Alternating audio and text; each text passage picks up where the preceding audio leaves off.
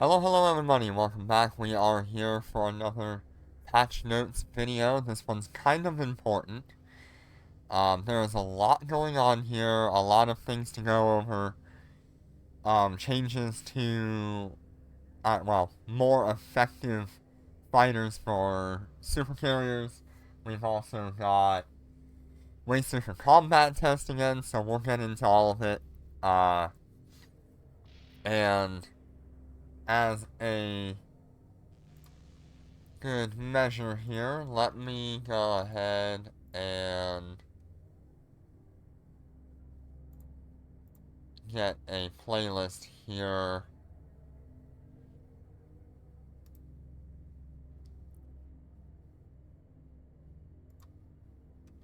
And I will put that in the thing.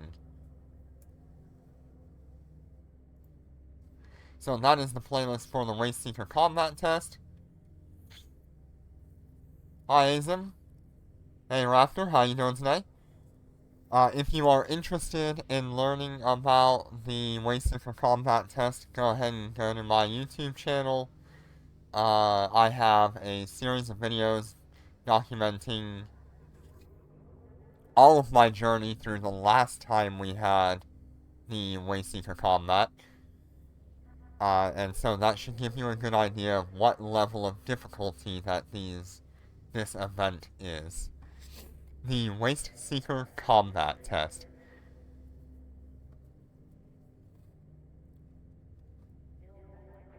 Alright, so we're going to go through the patch notes here. You really should do it this time around. At least try to do as much as you can. You can do a fair amount of it in a Rorqual if you have one. Also, an Orca should do okay with the initial set. Thank you for the bits, Jitter. Alright.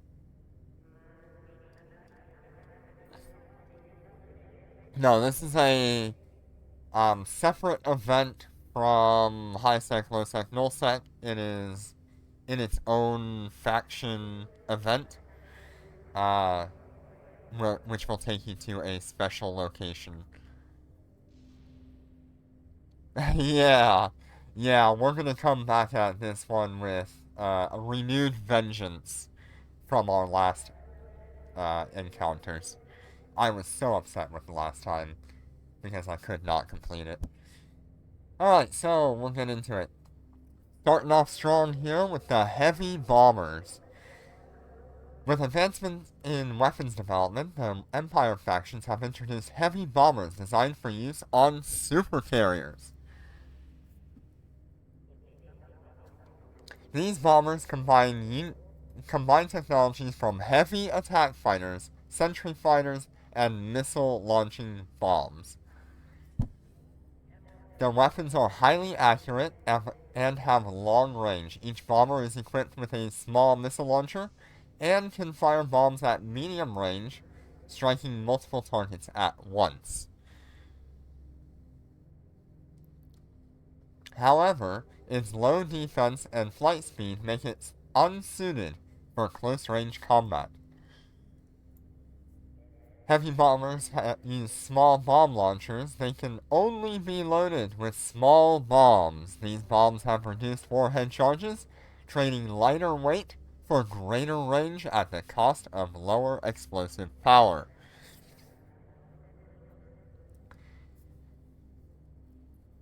There are 5 bomber modules that will be available at launch tomorrow morning.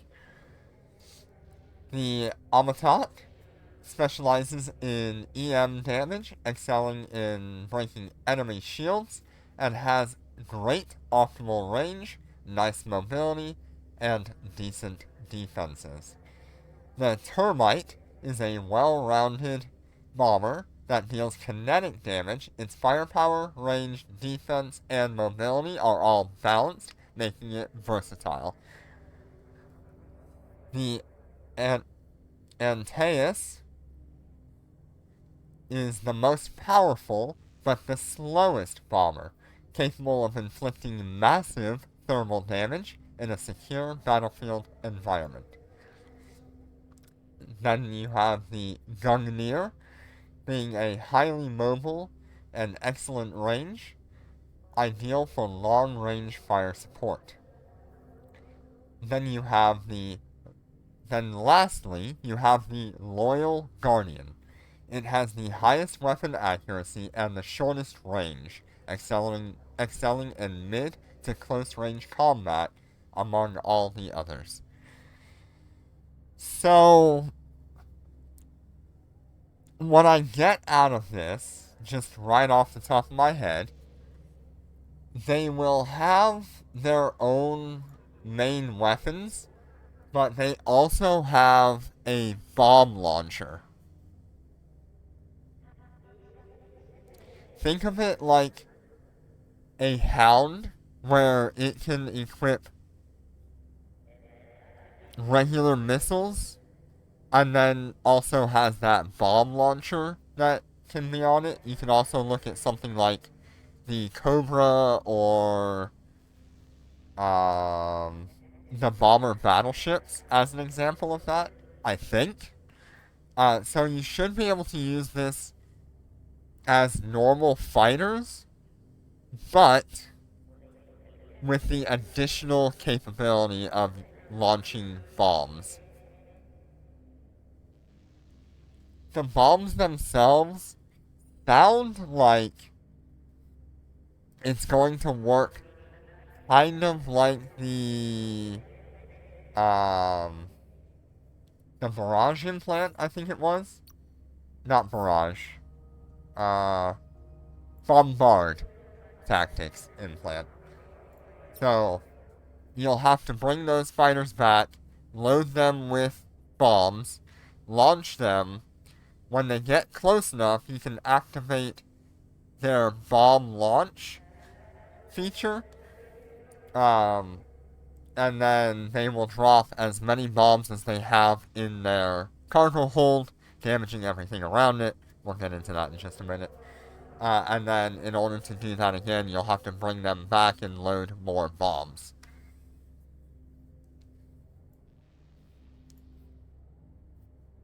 So, I feel like that's going to be extraordinarily powerful in combination with the Bombard Tactics implant.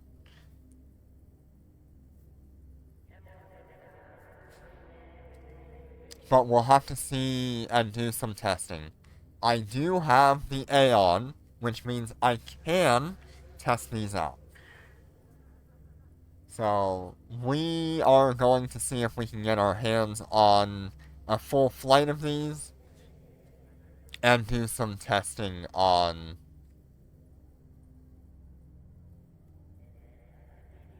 Dormant Realm.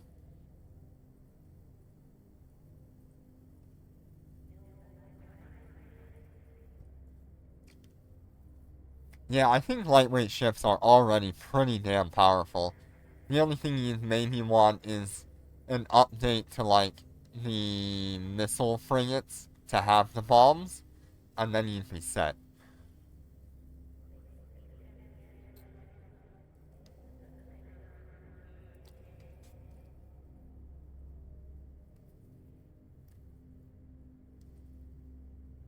Alright. So, how do you get them? You can purchase prototype blueprints from the market, or obtain noble advanced blueprints from the Capital Ship Testing Ground, and use these blueprints to manufacture the bombers. Yeah, cruisers and battleships are just, battle cruisers, you mean, just have, like, really high DPS.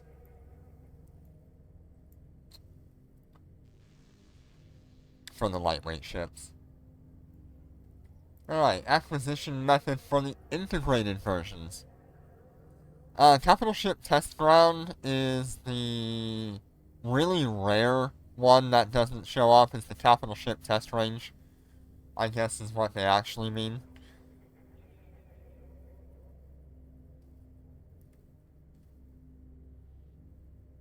Yeah, I think that's the one they mean. Acquisition method for integrated blueprints can be obtained and manufactured through the Wasteseeker Capital Checkpoint and Wasteseeker 2 Wavegraph. What are those worth right now? Uh, right now, after this has been active for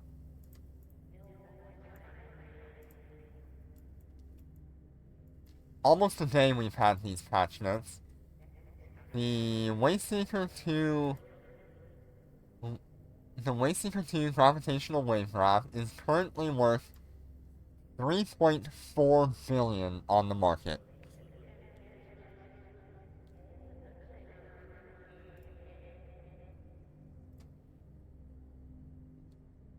So I think if you have a group of people who can afford to run a bunch of those tomorrow, you absolutely should. Just grab a bunch of Shanghais, fly around in high sec, and kill those waste seekers as quick as possible.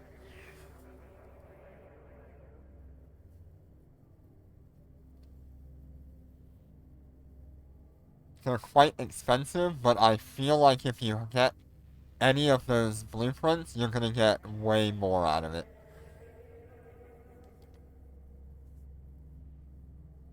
Alright. Because they're the integrated version of the blueprints. Hey, Snoopy, are you gonna be running high-sec Waste Seekers? With the Waste Seeker 2 great Wavegraphs?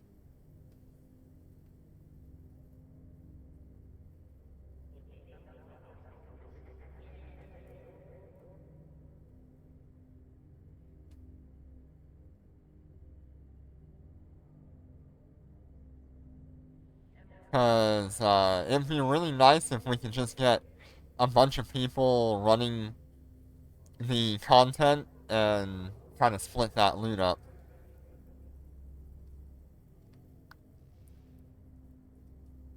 If we can get our hands on these integrated blueprints, I think we'll be making a lot of money.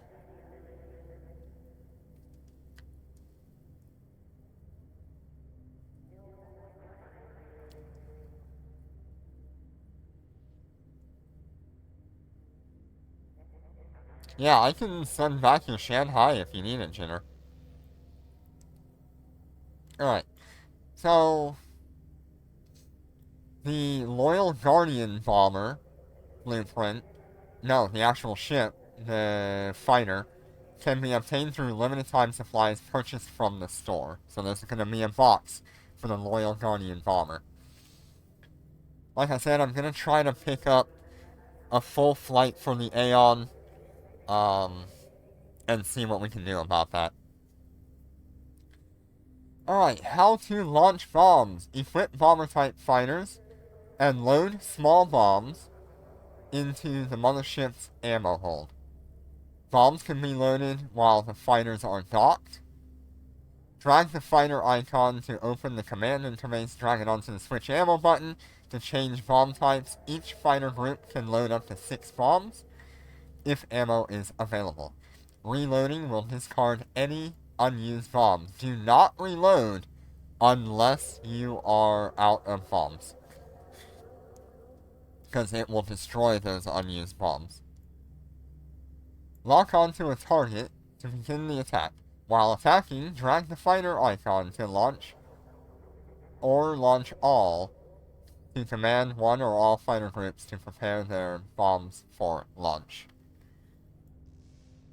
Launch preparation takes 5 seconds, during which the fighters slow down and their signature radius increases. Provide protection during this phase. Once ready, a bomb will be launched towards the target and will explode after a short delay. The bomb launcher then requires 3 minutes to reset. Fighters can be recalled during the reset, but cannot be swapped out.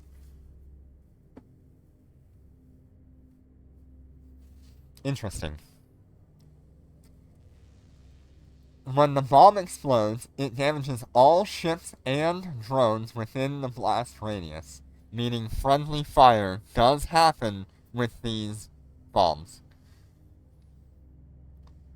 That's a good question.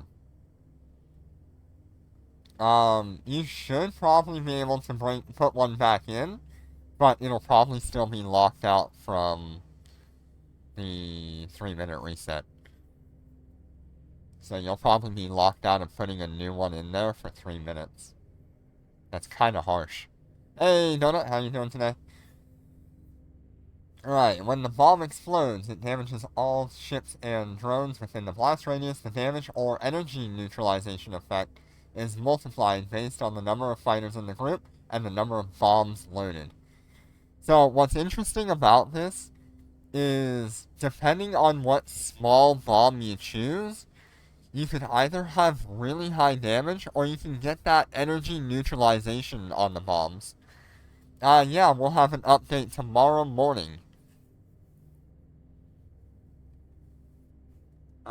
In about 12 hours.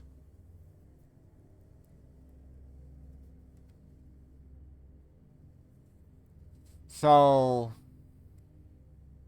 just thinking about it right now, the bombs that are on the market right now are not the bombs. Oh yeah, those mining changes. It's good. I love it. I can't wait for it. There are good mining changes. It's not like huge, but it is good. Alright, let's pull up the loyalty point star.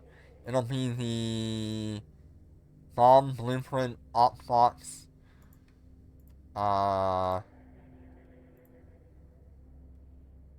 One of these is going to get an update to its bombs, and you'll choose between like the regular bombs or the small bombs, which you'll need the small bombs.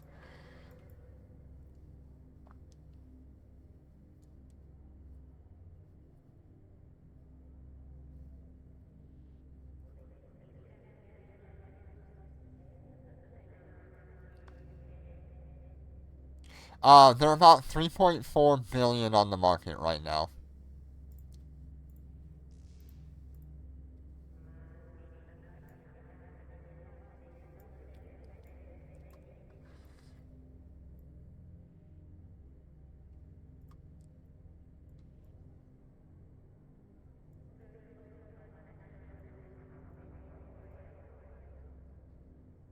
Yeah, that's a lot. But if you get one of the new heavy fighter blueprints, you're probably gonna make that back like very easily within the first day or two. Yeah, yeah. So they're updating the bomb boxes to have small bombs in them as well. So it'll have very similar effects to the current bombs we have, but it'll be labeled as a small bomb rather than the regular one.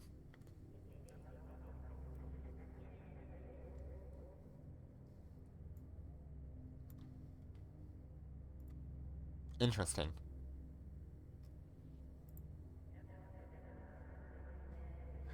Alright. So, when a bomb explodes, damages all the things, and an energy neutralization effect is multiplied based on the number of fighters in the group and the number of bombs loaded. Yeah, yeah, for fighter bombs. Yeah, I was thinking about maybe running those and seeing what kind of income I can get out of getting one of those blueprints. I'm pretty sure you can probably sell one of those blueprints for like 8 billion if you get a fighter blueprint.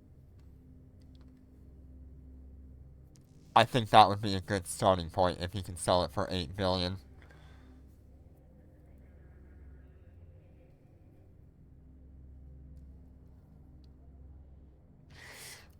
Consider if you have a super, which not many people do, I do, so this is kind of important to me. Um, this is gonna act like double bombard implant. So if you have bombard implant plus you have these bombs, you're gonna have a lot of DPS. I mean, that's gonna easily outperform aerospace any day of the week.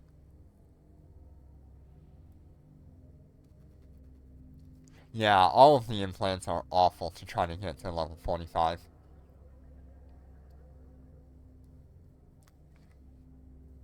Alright.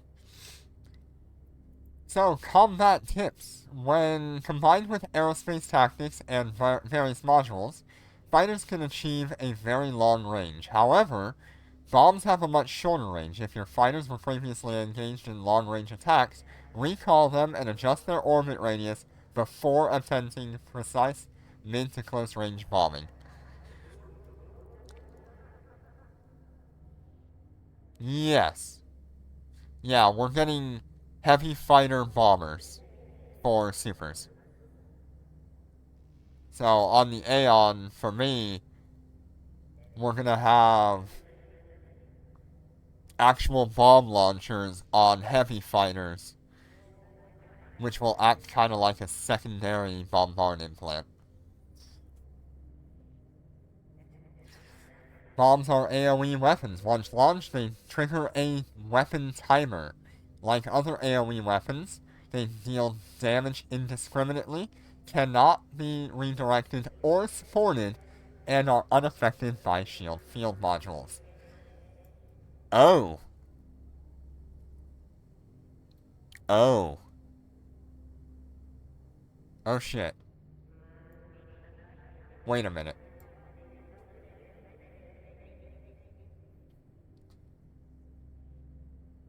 You tell me supers can now just ignore shield field modules by having one of these things?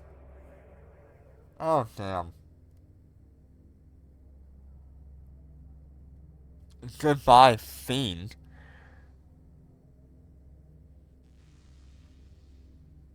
Yeah, friendly fire is gonna be really bad. Yeah. They deal damage indiscriminately, cannot be redirected or supported, and are unaffected by shield fields. So they ignore shield field modules with their bombs.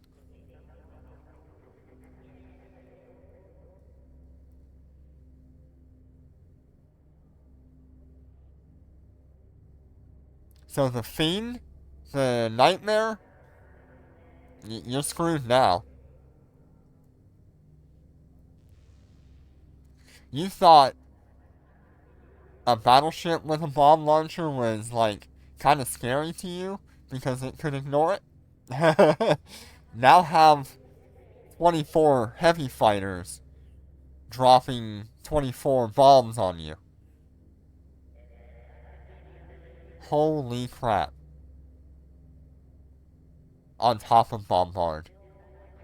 Are these bombs affected by Bombard as well? If they are affected by Bombard on top of their own bomb launching, that could be a really, really insane thing.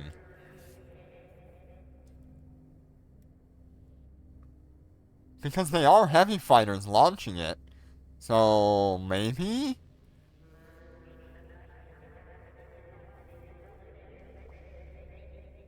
That's actually terrifying of a thought. Alright. Cosmic Anomaly. In the capital ship testing ground, loot crates have a chance to drop noble advanced bomber fighter blueprints, including bombers from the four great empires, as well as the Loyal Guardian. The four empires are now selling heavy bomber prototype blueprints and small bomb 1 blueprints in the market. True. Yeah, there's a lot of testing to go on with this. I really hope they're worth it. Having that volume of bombs sounds really scary. The LP Store bomb blueprint op box now includes small bomb blueprints. The update frequency for market valuations has been increased. Interesting. Construction. New types of fighters and bombs can be manufactured using various minerals. Skill adjustment for mining. Hell yeah. Mining Foreman now grants bonuses to drones equipped with Mining Foreman Burst modules. Level bonuses have been redistributed to scale more smoothly at Expert 5. Mining yield and range bonuses are raised from 20% to 25%, and fuel consumption is reduced from 20% to 25%. And then Expert Bomb Deployment activation time bonus adjusted from 25% to 30%. Cool.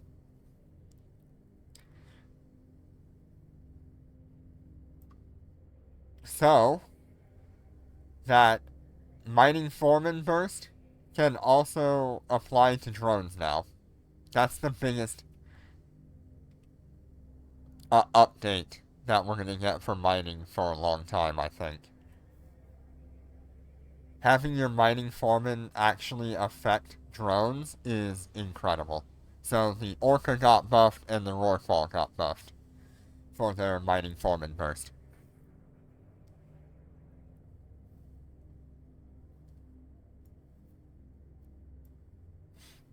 Alright, combat adjustments. When piloting Imperior or other novice ships sold by the Empire in the market, the local list will no longer be visible in nullsec systems. The Signal Series Needlejack filaments are now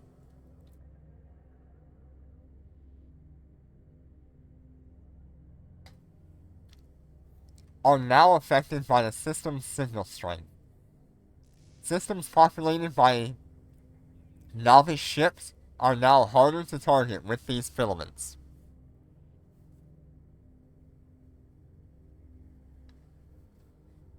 Corporation office adjustments can now be closed remotely. Please note that offices with unpaid fees and headquarters offices cannot be closed. Once an office is closed, corporation construction missions and New Eden store orders will be cancelled. Hangar items will be delivered to the nearest low-sec trading system, or low-sec trading center, and require ISK to redeem. New arrivals in the store. The store now offers new heavy fighter supply. After opening it a certain amount of times, you are guaranteed to receive integrated and augmented heavy fighter blueprints. The store also offers new assault carrier and Lancer Dreadnought nanocore supplies. Analyze them to receive multiple nanocore attribute entries for different ship tonnages. The faction store now offers one tradable mercenary portrait per faction for a total of 5. So you get new portraits for faction store. You get assault carrier and Lancer Dreadnought nanocore supplies that you can analyze for multiple nanocore attribute entries. And then you have the integrated and augmented heavy fighter blueprints.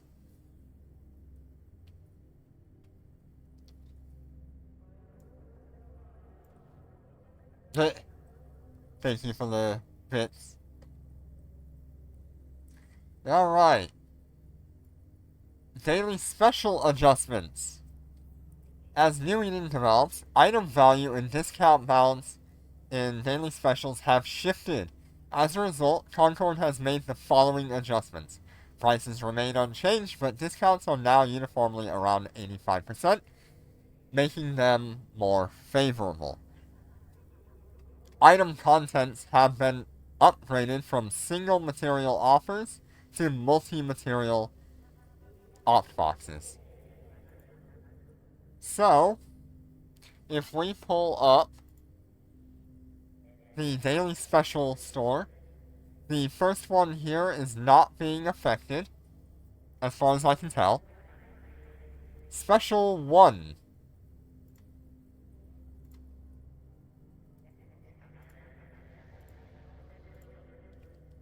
That would be the one right here.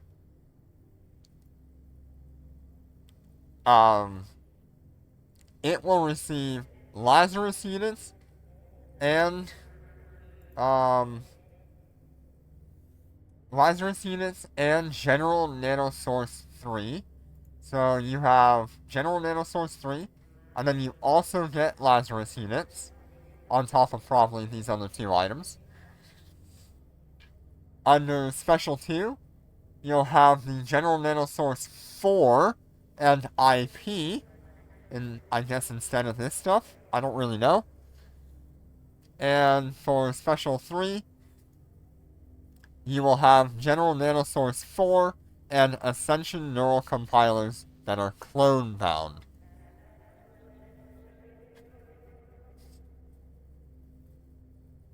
Interesting. I wonder how many compilers.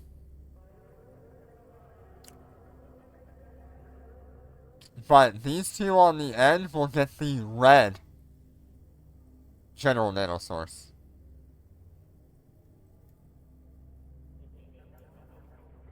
Interesting. Alright.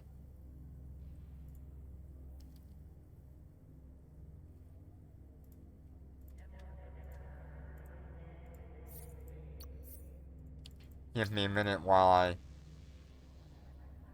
quickly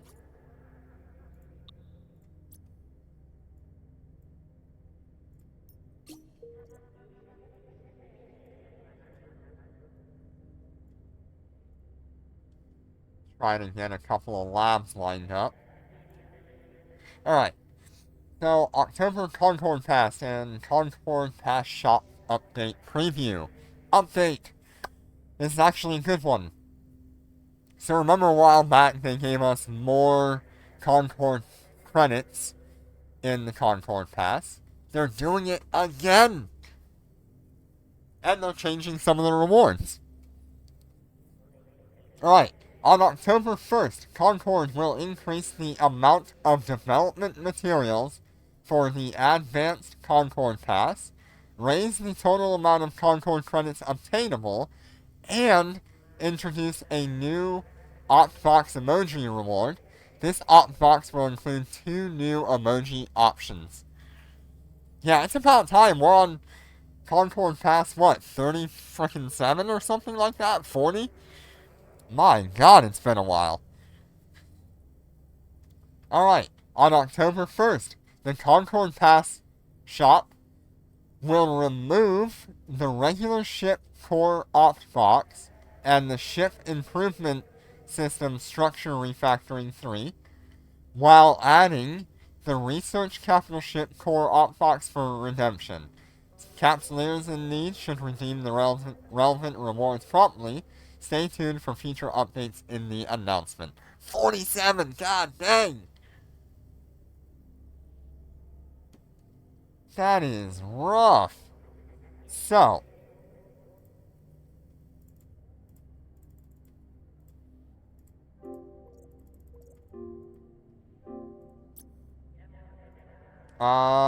Concord Pass. Let's see which items that is.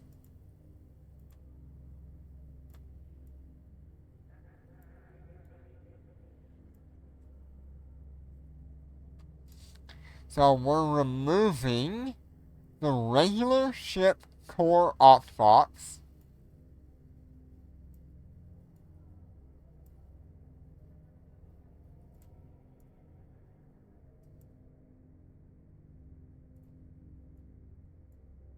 Which one is that?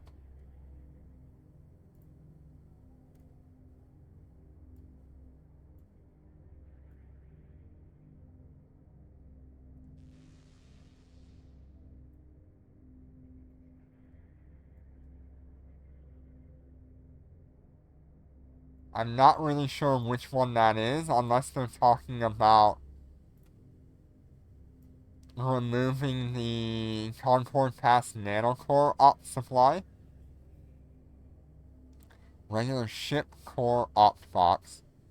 And the Ship Improvement System Structure Refactoring 3.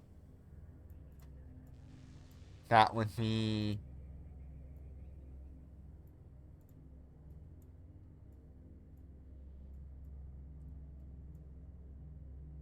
I don't know which ones those are. I cannot locate which ones that is.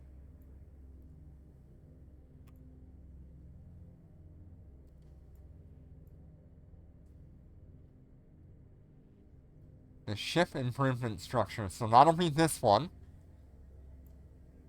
So they're removing this one.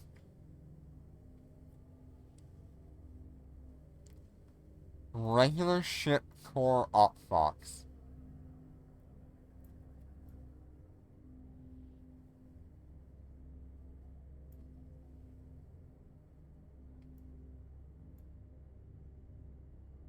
I don't know which one that is.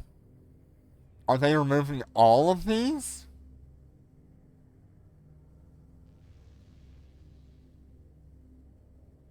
Because that would be really bad if they were removing all of these.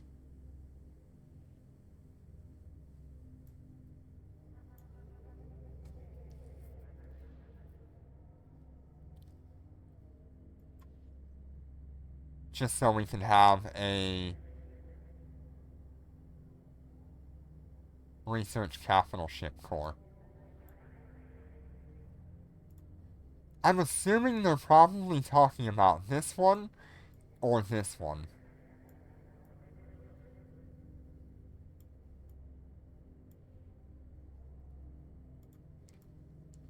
If they're removing this one, I guess it's not the worst thing in the world.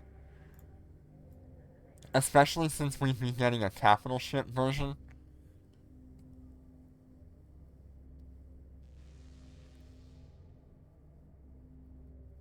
But I don't really know.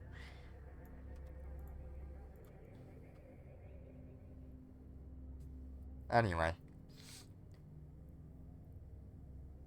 October Corporation Tournament. It's the PvP event with battleships or lower. Pretty cool. You can read all about it if you want to, but I'm not into it. It's not my thing. But it is a really good event if you've got a fleet of people who like PvP. Now, here's the thing that I am excited for. I am gonna get so much content out of this, you have no idea. You're gonna see nothing but Wasteseeker combat tests for the next, week or 3. Fear my ability to upload many videos a day about the combat test. I will ruin my channel's upload schedule.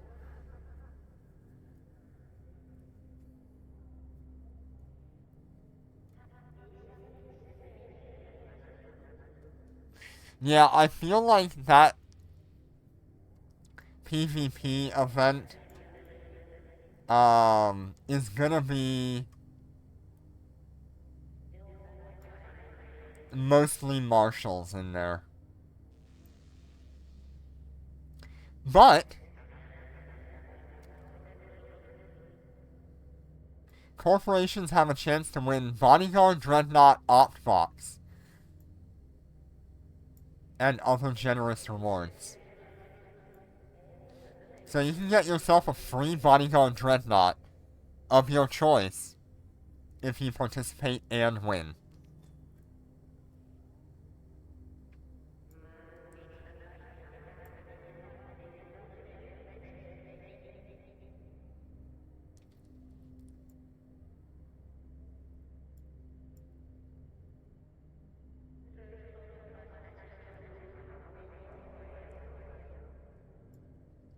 So that should be incentive enough for a lot of PvP people to go out and do it.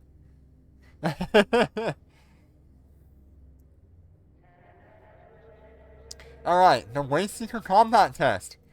The link that I had pinned at the beginning of the stream.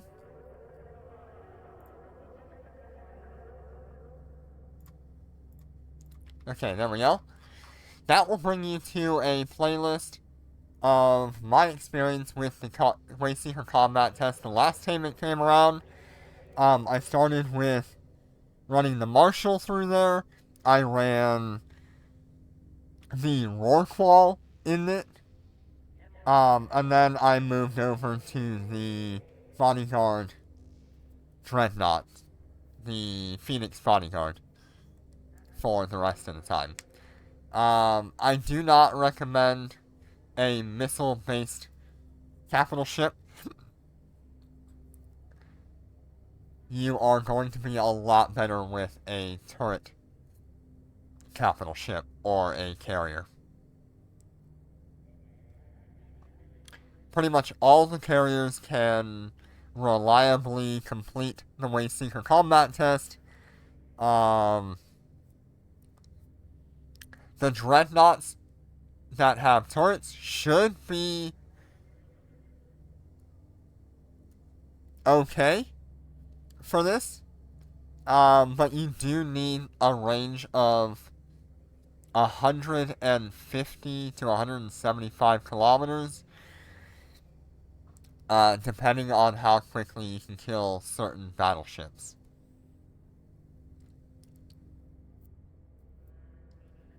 Alright.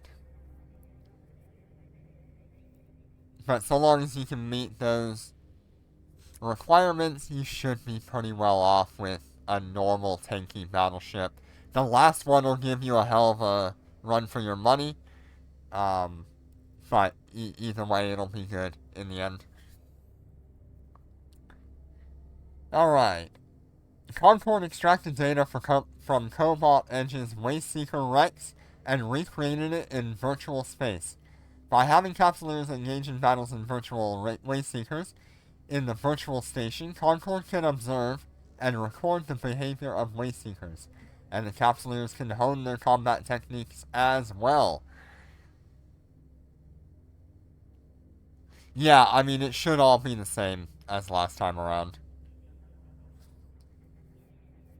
During the event, Capsuleers can enter the combat test through the Faction Wargames button in Station Services. The Wayseeker combat test is a no-loss combat mode, meaning if you die, it doesn't matter. You don't actually die. With 3 difficulties: Expert, Super, and Capital Super Expert. So, from what we learned last time around, the expert can be done in battleships and the Orca.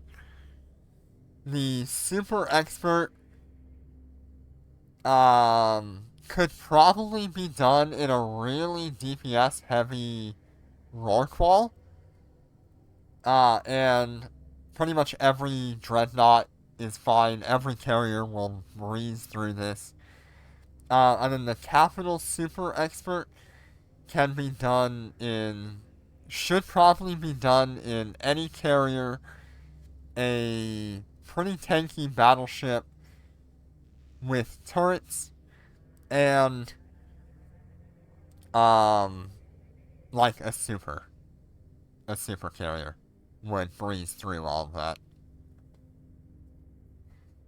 So I do intend on showing off my Aeon going through all of that content. And then maybe we'll have a look at the Shanghai and how it runs that content. And then we will also be looking at the Revelation and the Naglfar. And if I'm lucky and I get hold of a Moros, we can also look at a Moros.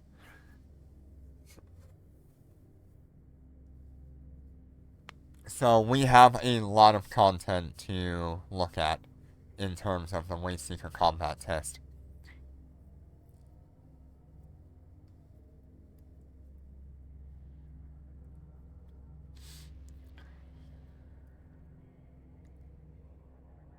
Alright, Capsuleers must complete the challenges in sequence. Reward for the challenge missions are issued once, and repeating the same challenge will not yield bonus rewards. Expert and Super Expert are suitable for advanced battleship tonnage or higher, with enemies mainly being medium and small high-speed Wayseeker ships. Capital Super Expert, suitable for ships of capital ship tonnage or higher. Besides small high-speed ships, enemies will gradually include high damage, high defense, large tonnage ships, including carriers equipped with high-speed fighters. The event rewards will be LP, vouchers, personal medals, and faction merits. Last time around, this was merits for the normal factions and not the new special factions that we just had unlocked for us. So we'll see what this gives us, but it is faction merits. So if you need a quick way to level up a few levels in your faction level, do this now. Do not skip out on this. Jitter, I'm sorry you just did all of that grind for your factions, but at least you'll get, like, a couple thousand points toward your faction merits. And then we're gonna get, like, a ton of LP. Alright, optimizations and bug fixes. So, optimizations. Navy issue carriers, tactical carriers, and other new ships now support high-sec ITC delivery.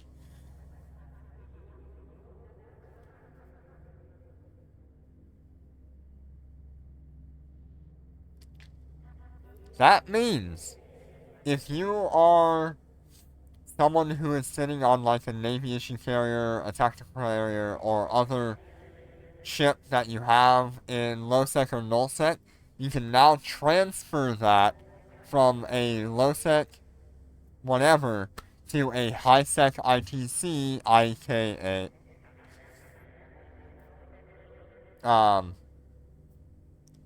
ITC. So Gina. So you can transfer them to Gina or Amar or wherever you want to transfer them to, making it a lot easier to sell them on the market.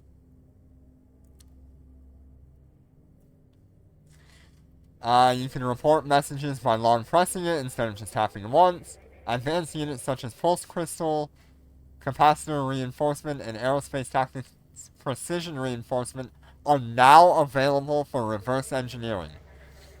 Nice! Allowing higher level units to be obtained from lower level ones. And then there was a bunch of bug fixes, which there's nothing really important here other than the Orca's rig mineral hold is now renamed to Orhold. Ember Sea content adjustments. The anniversary event has ended, and future S2W seasons will no longer include the anniversary knowledge base. No idea what that means, but there it is.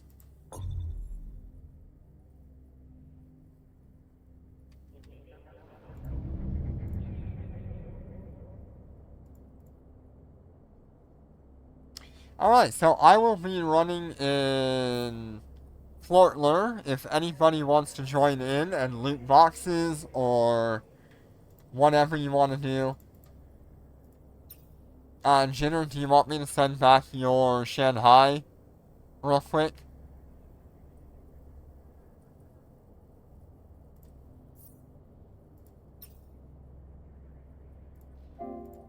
Autopilot engaged. Okay. Undocking.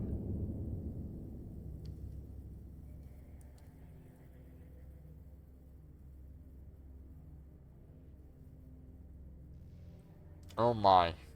The lag is real. Warp drive Oh my active. god, Warp they're drive trying to active. crash the game outside of Cheetah.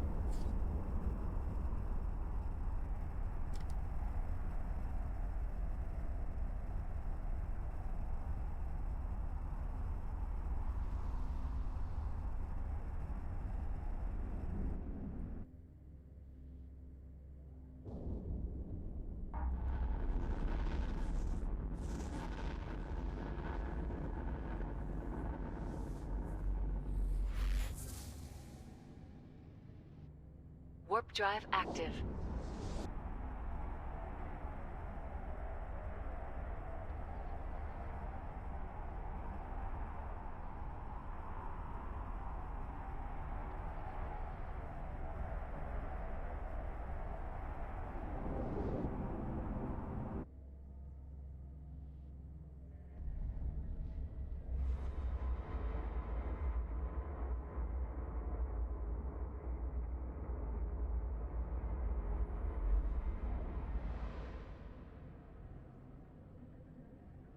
Warp drive active.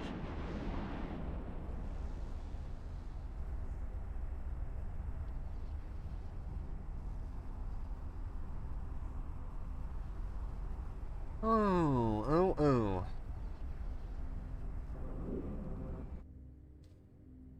So, what do you guys think of the update? Are you interested in it? Does any of it matter to you?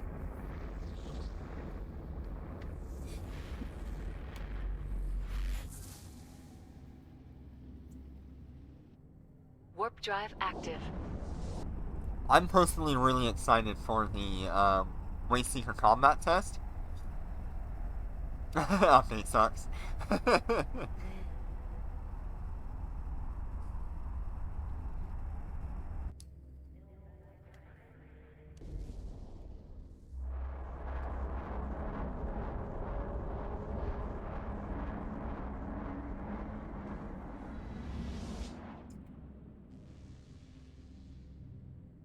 Warp drive active. Yeah, your cat got taken by other ships. He ran away from you.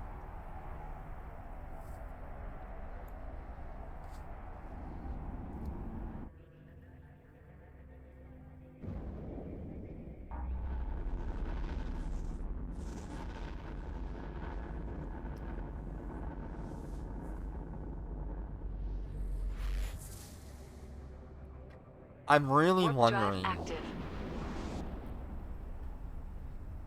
Yeah, honestly, you're using you're using railguns on the Karura, so you actually should be fine. Although I would say you should swap away from the barreled or the snub nose, unless you've got like 80, 90 kilometers on them.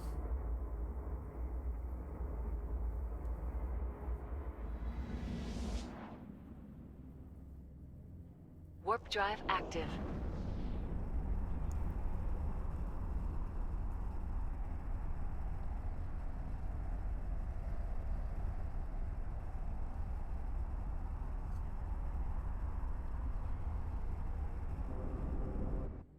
Because you're gonna have to DPS those battleships. That's gonna be your biggest problem. And that's sitting at 0 while tanking everything. So you have to do it pretty much without any range modules. You might be able to have one range module on your tank.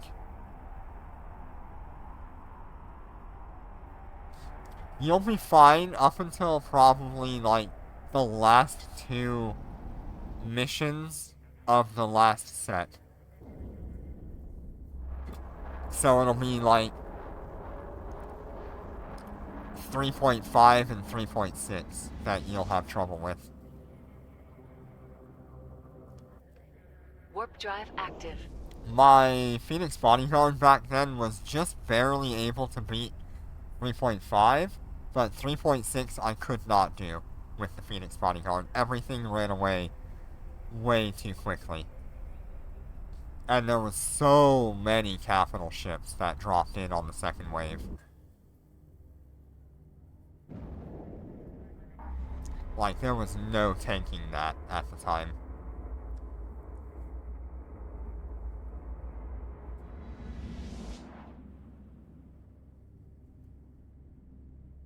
Warp drive active.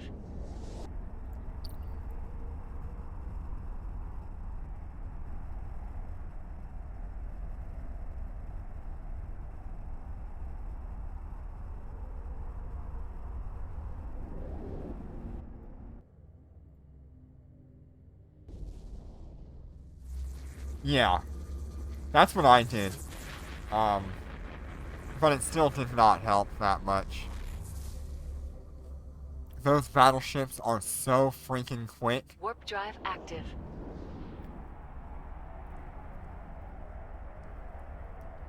I mean, they were pulling range like... I think it was like 1 or 2 kilometers per second that they can pull range.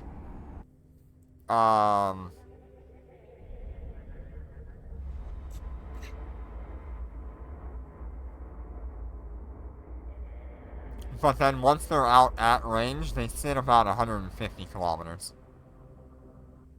Warp drive active. 170, somewhere in there.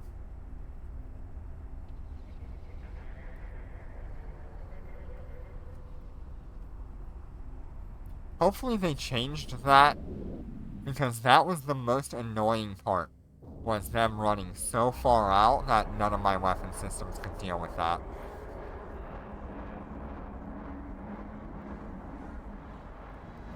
I mean, that is the one ship that ended up screwing us over last year.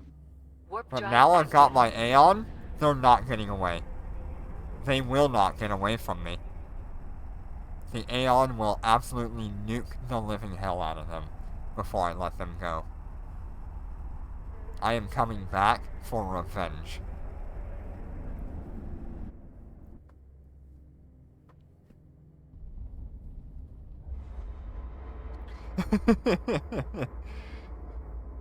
I have a lot of salt about not completing that last one. Warp drive active. Because I really wanted to. I was so sad that I never actually got to finish it. And part of the reason was I could not get my hands on a Cyan. No one had one that I could buy at the time.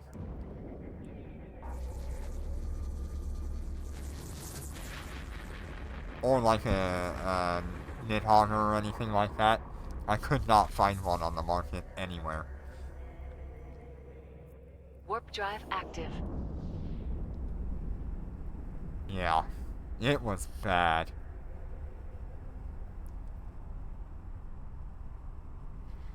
Either way, I do expect to have a really long stream.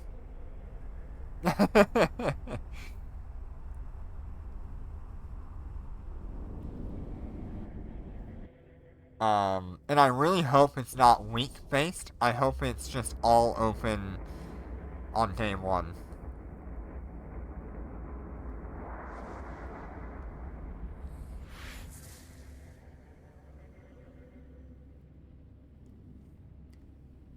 Warp drive active.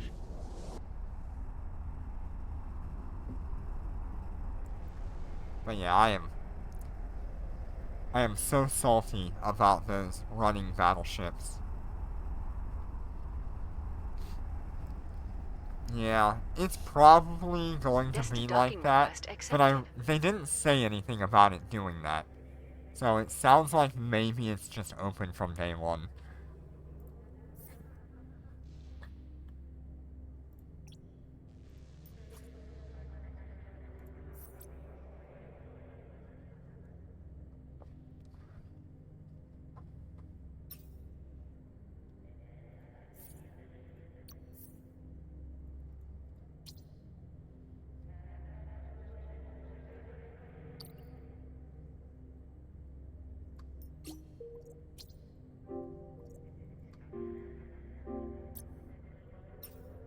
Let me quickly check to see if I have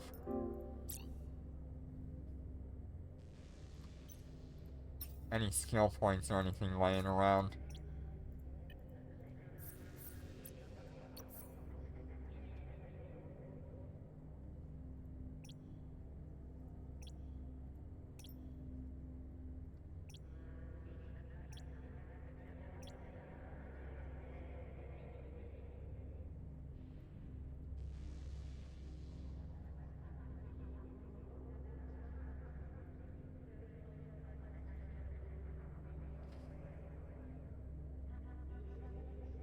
Hey!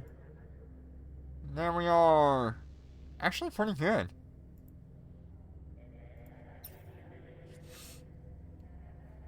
'23. Congratulations, Shitter. Your recruitment effort is going well.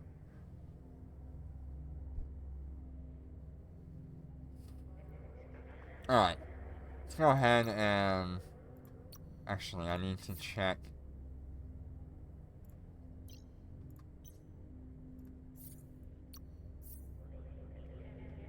That's funny.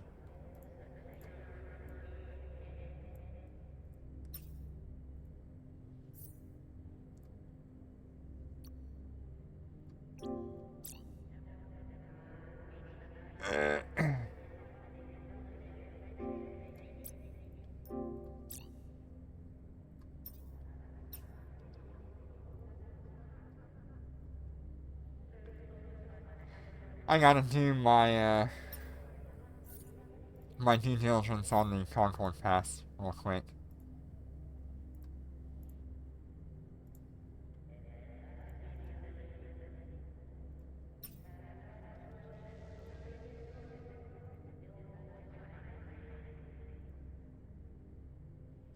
Alright.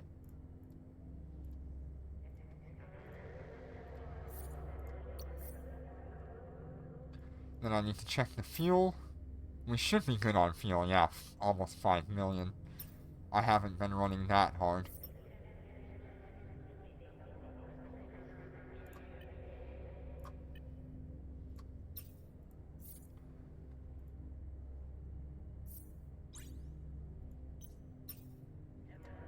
Check my implants as well.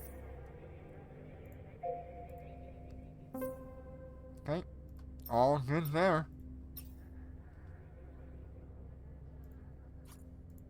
Autopilot disabled. Undocking.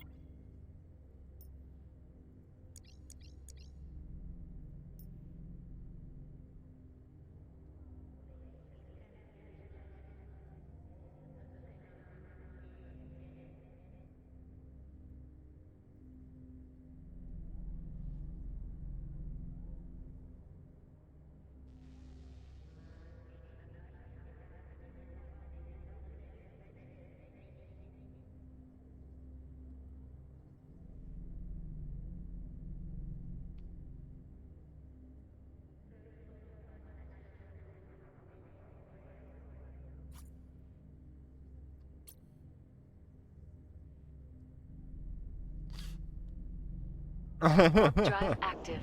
That's hilarious. Is that what it's valued at?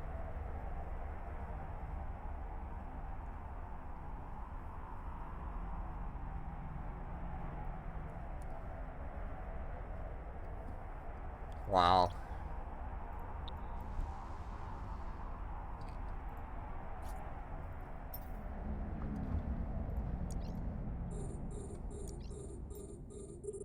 We're under attack.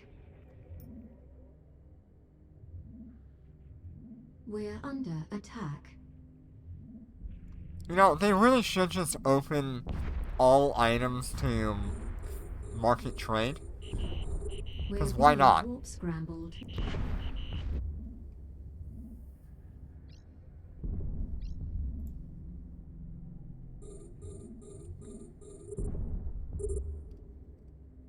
So, is that Super Carrier box the skin box?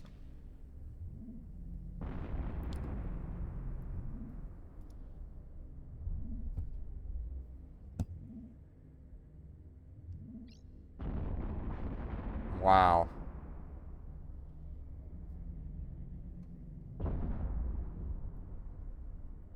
Okay, let's see what my current DPS is at here. 22,783. Okay. Enemy ships detected. So I don't really understand We're why under attack. the Nidhogger We're has under such low attack. DPS among most people.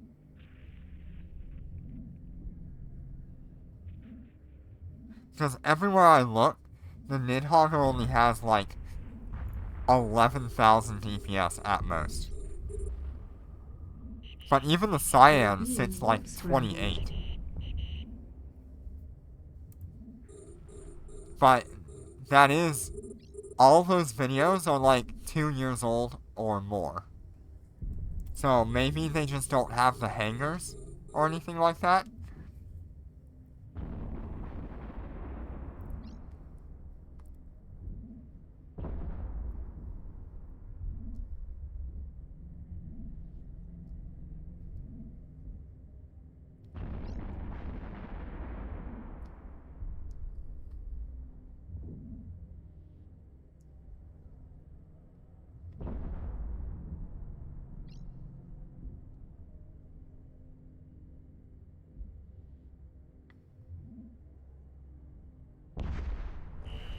Enemy ships detected.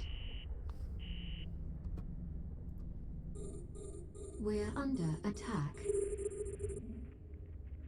Yeah.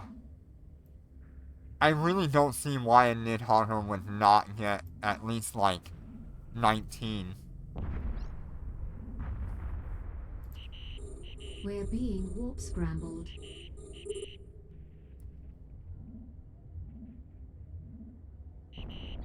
We're being warp scrambled.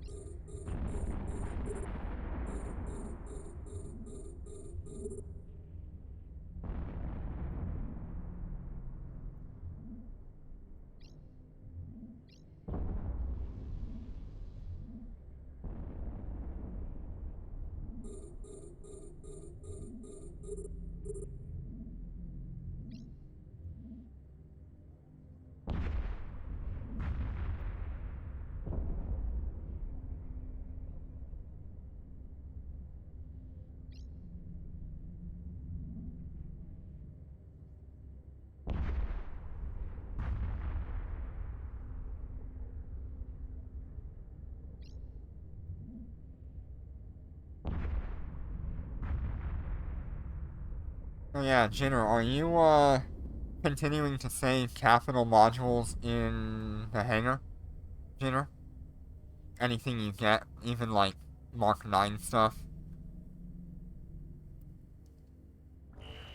Enemy ships Thank detected. you. We're under attack. We're under attack. Ah. Yeah, I mean, I would not melt the capital Mark 9 stuff, because I may end up needing that kind of stuff. We're being warp Because I need to scrambled. fit a bunch of ships. We're being warp scrambled.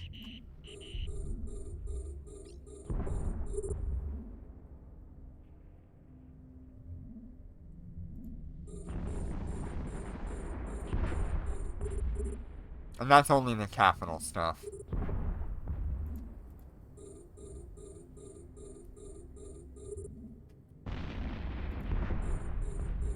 It could help us to have at least like the most basic items for people getting into capital ships in our corp.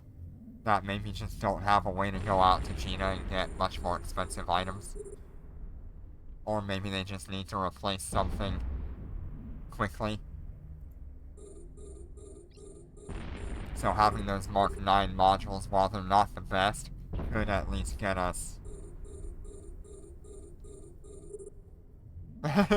Woo! Made it to low sec!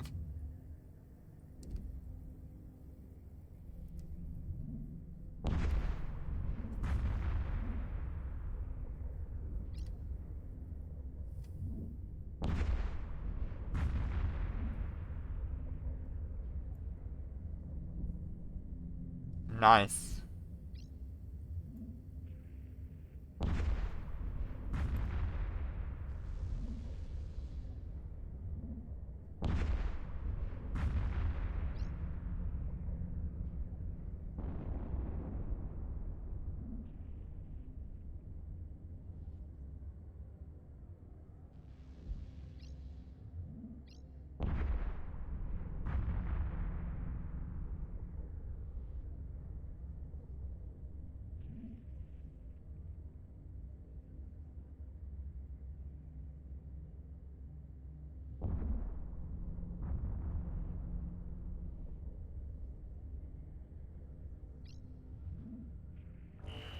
Enemy ships detected.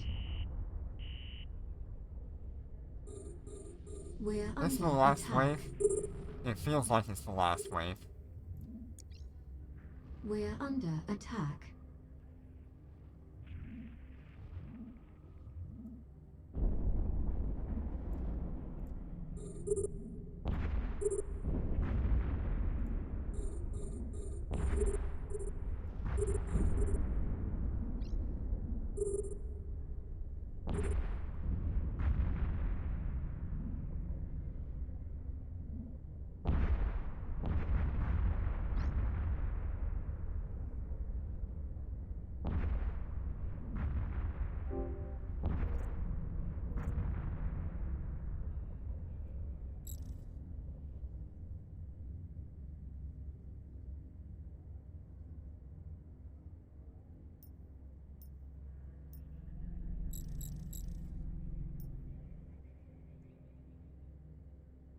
Oh no.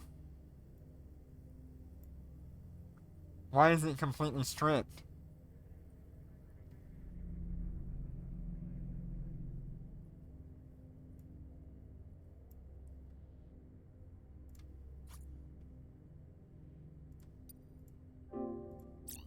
Autopilot engaged.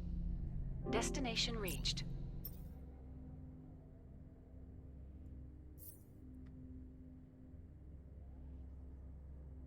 Alright, 33 million from the first thing here.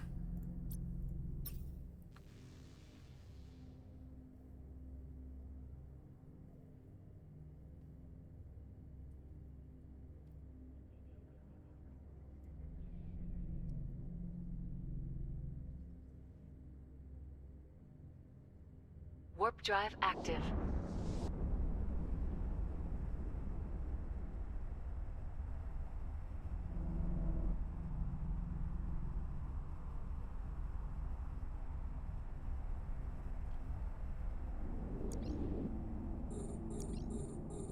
We're under attack. We're under attack.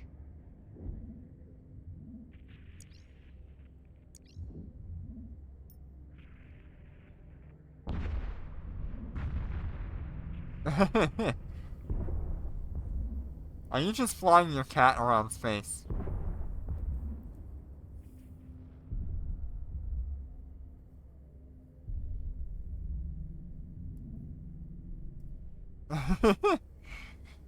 You taking him for a walk.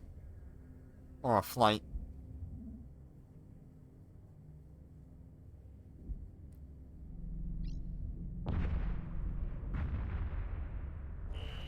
Enemy ships detected. We're under attack.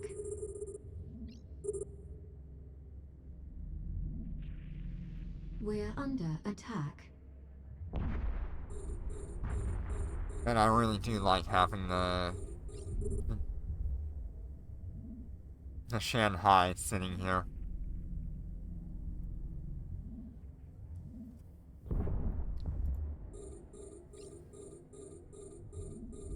The only other ship I would want in Fortler would be like Cyan.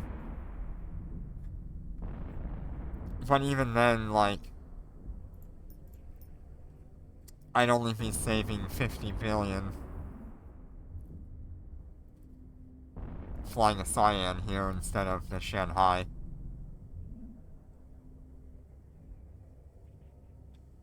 And Cyan is a lot harder to keep fitted and working correctly. Shanghai is a much more comfortable ship. Enemy ships detected. We're under attack. And then you also don't have We're under attack. the Yangzheng engine on the Cyan. You have it on the Shanghai though.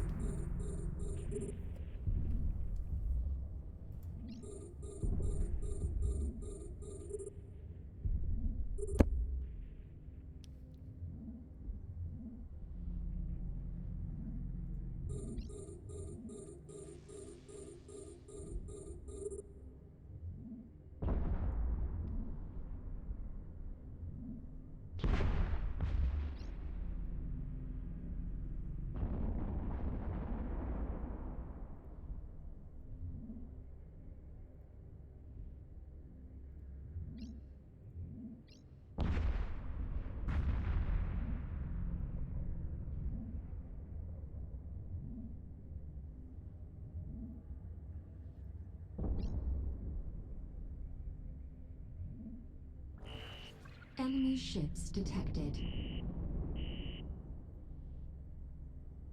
We're under attack. We're under attack.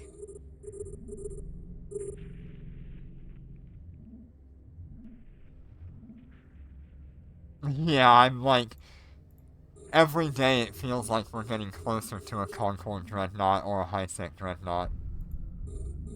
It feels so real.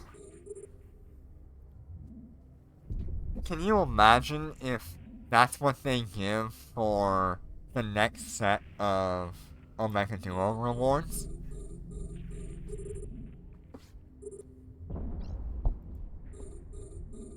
Is a High-Sec Dreadnought?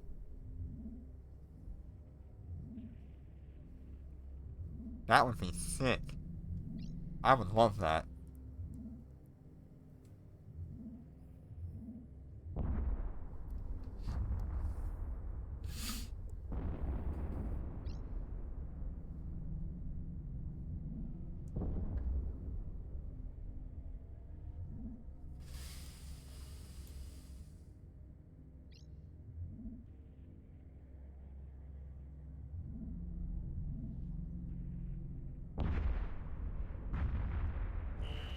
Enemy Wave 5? ships detected.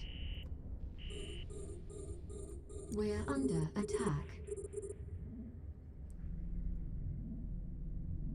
We're under attack.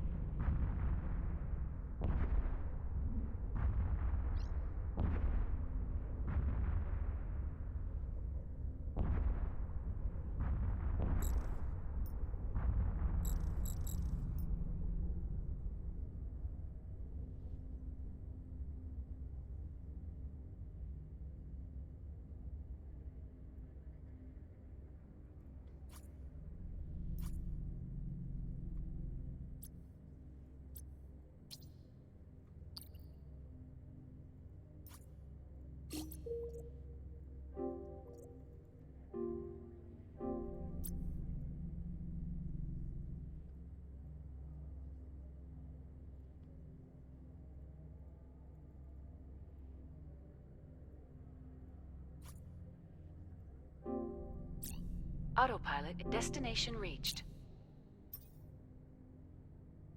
What was that?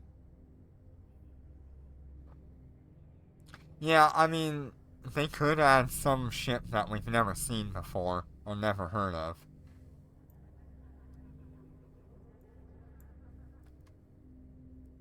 Damn, we have a lot of labs going today.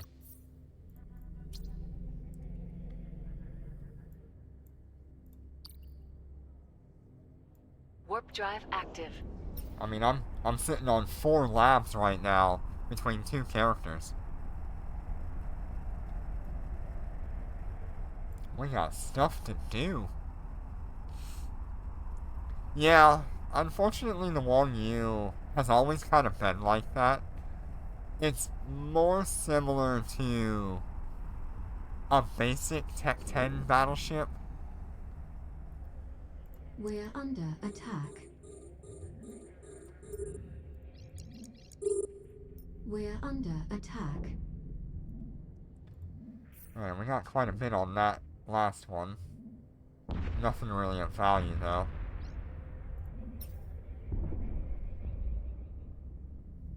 We only ended up with like 1,000,000 from all those boxes.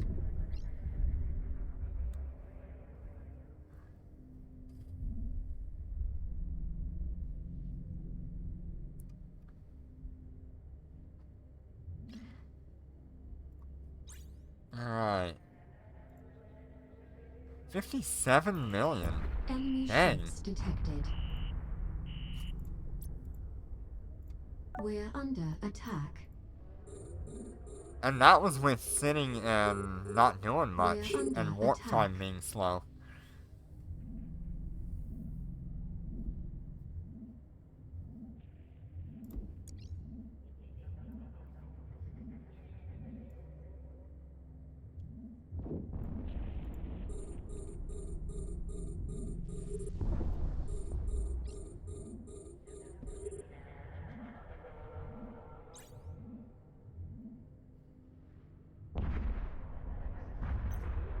I mean, that's literally like 107 million in one bounty tick.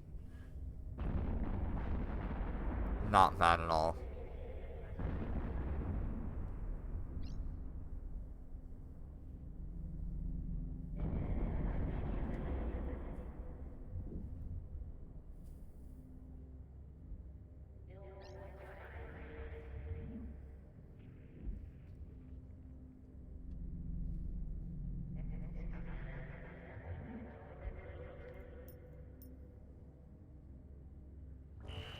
Enemy ships detected. We're under attack.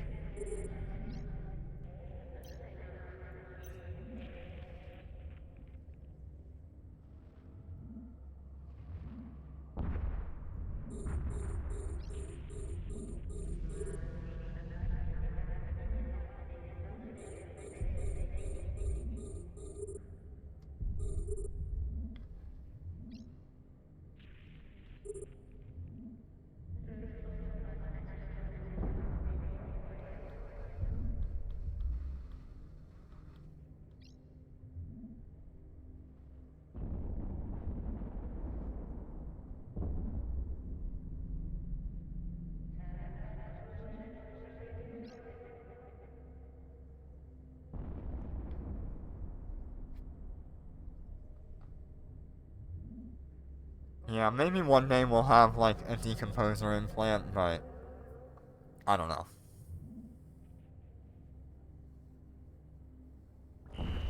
Enemy ships detected. How is We're under attack. the build-up damage pop that happens? Is it okay? Like, what kind of damage is coming out of that build-up?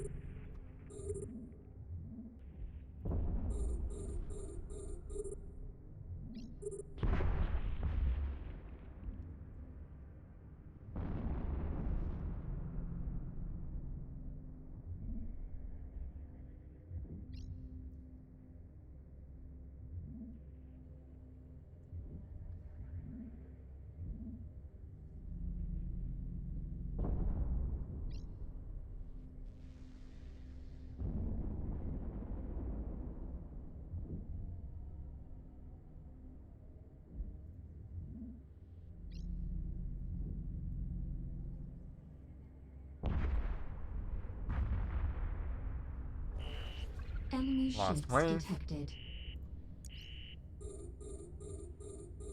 We're under attack. We're under attack.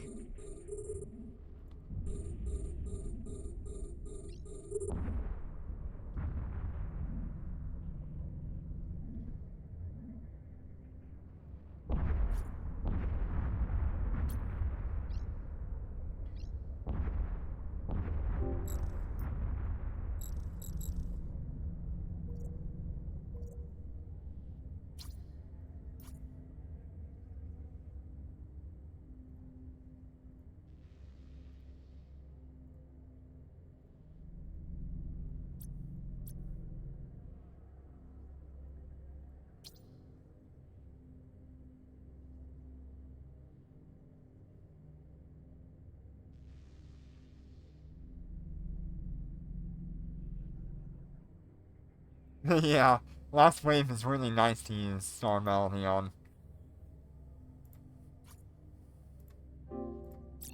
Autopilot engaged. Destination reached.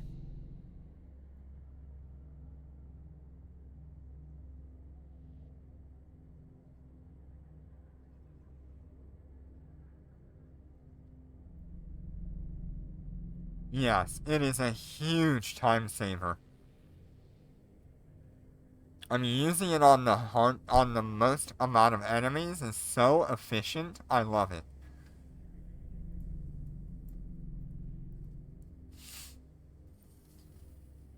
Warp drive active.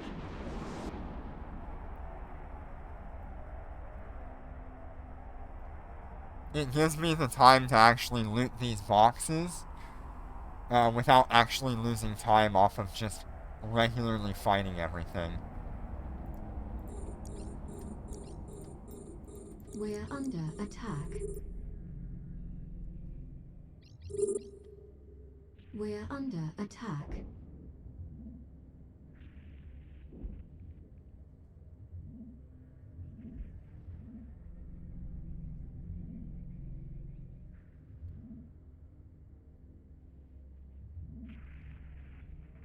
I'm telling you, they are very likely to bring back this nanocore in the next Interstellar Bazaar. I don't see why they would not. It is such a good core.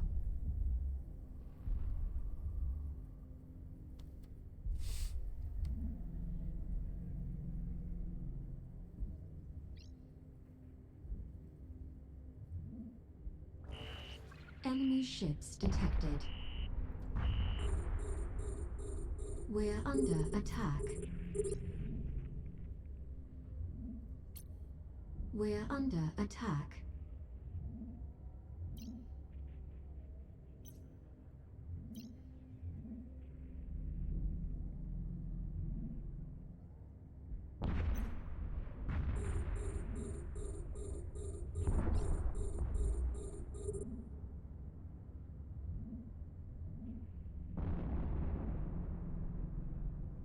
Yeah, Starbreak would be nice to have come back as well.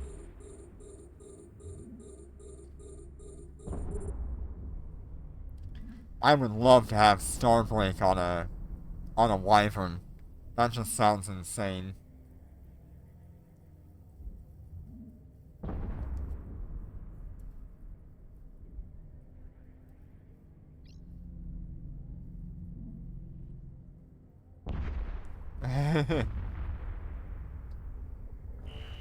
Enemy ships detected. We're under attack. Yeah, I think this nanocore, once people realized what it was capable of, made them a lot of money compared to the other nanocores.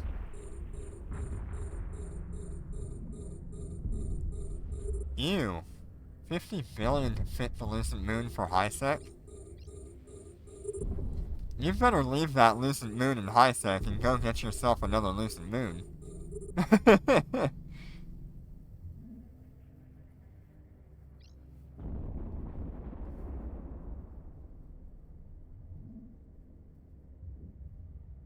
You're better off just buying a second Lucent.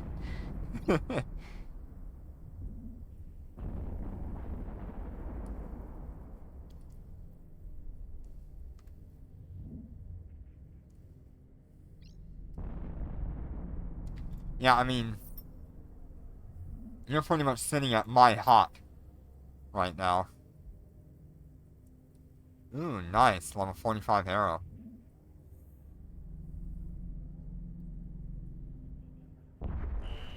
Enemy ships detected.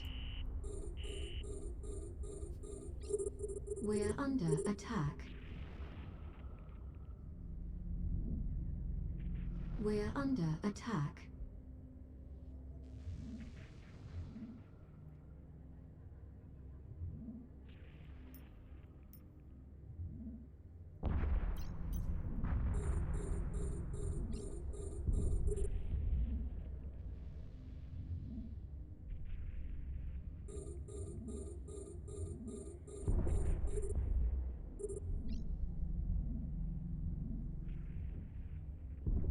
Dang, that's pretty good.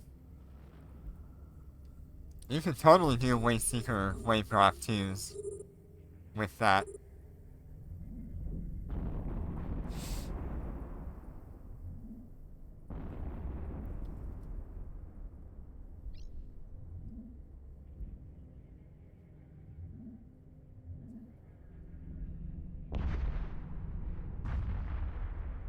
Shit, I don't even know how much EHP I have right now.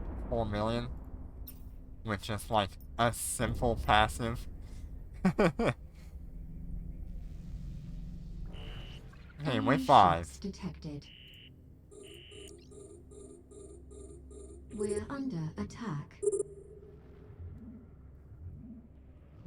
Yeah.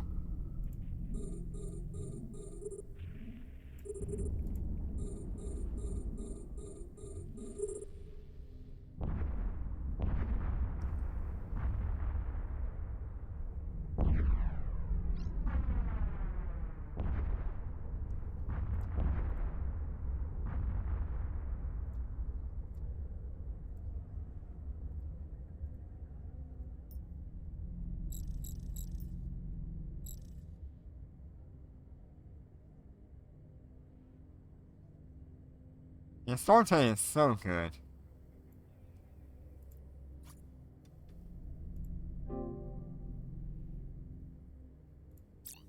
Autopilot engaged. Destination reached.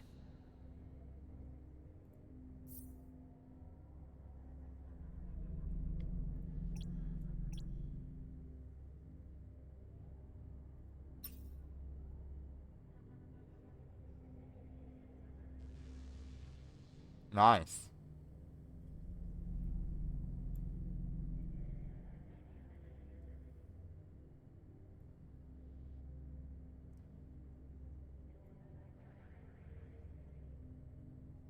Warp drive active.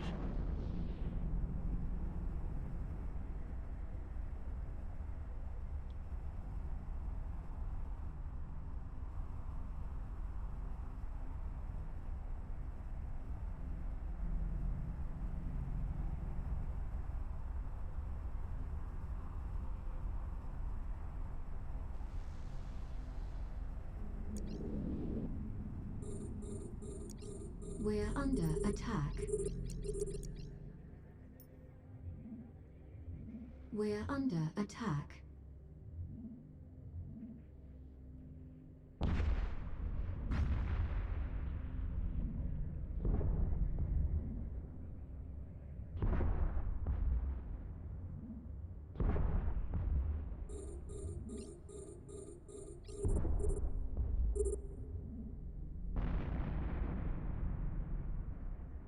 Yeah, I would love capital decomposers. Oh my god.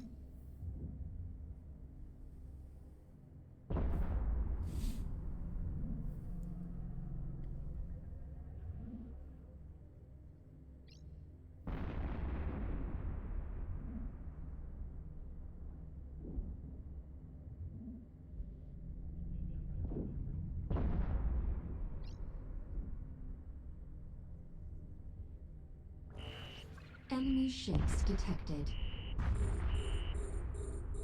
We're under attack.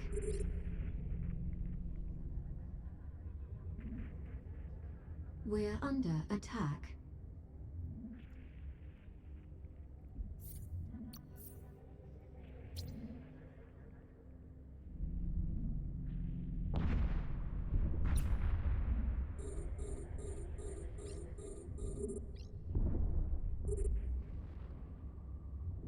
I want capital decomposers so bad. I also want a capital ship that can actually use them. Maybe that'll be the high-sec dread. It'll be a Wong Yu equivalent dreadnought.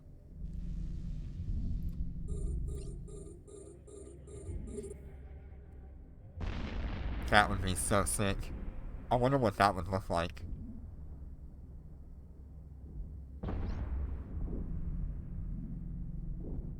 With all the flared edges that the Wong Yu, the Kan Yu, the John Yu, with all those flared edges that they have, a dreadnought could look really sick.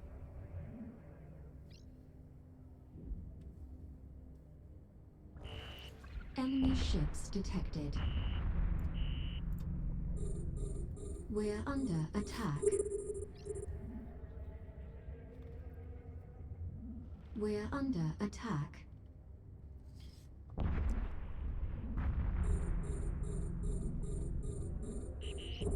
We're being warp scrambled.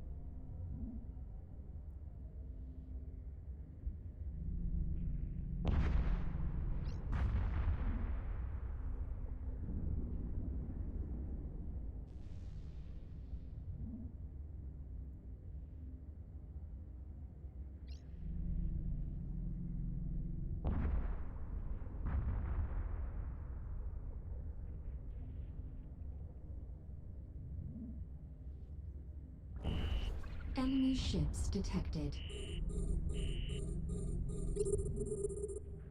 We're under attack.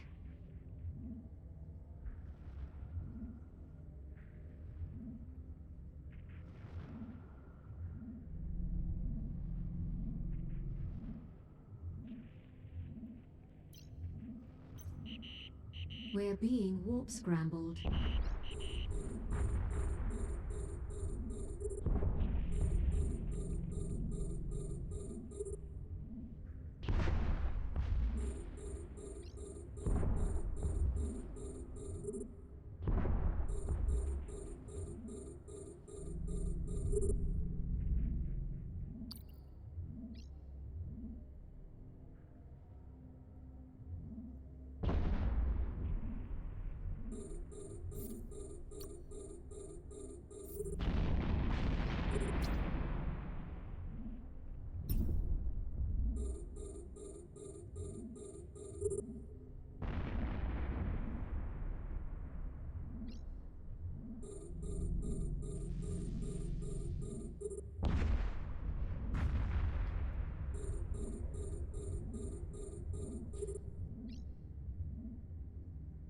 So have I just, like, blasted through 2.5 labs without seeing a bounty tick yet?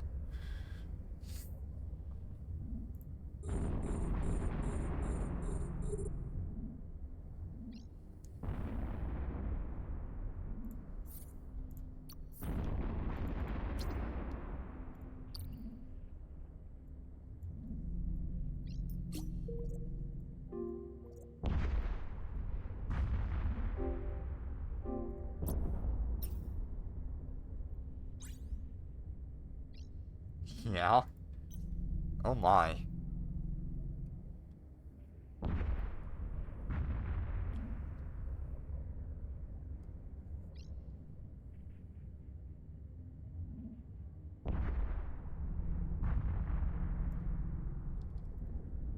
Ain't no way.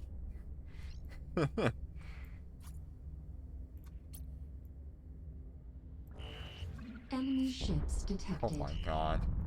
We seriously blasted through We're under attack. 3 full labs. We're under attack. Yeah. Oh, there's the bounty.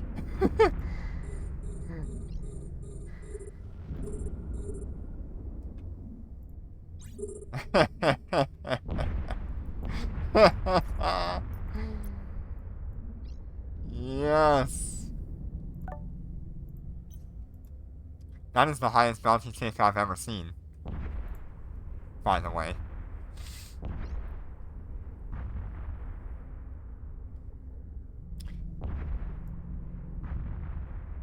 And mind you, I've been sitting here gathering the loot boxes after every one as well. So we might have actually been able to do like 3.5 in the time of one bounty tick.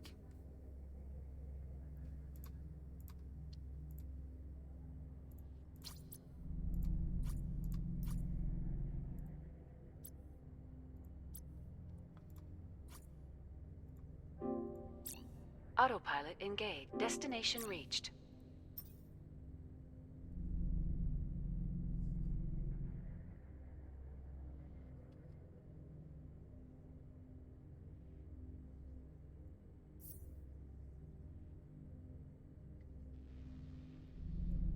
Not bad on loot either.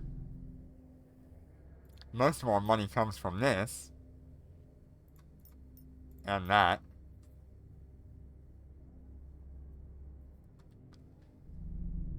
Warp drive active.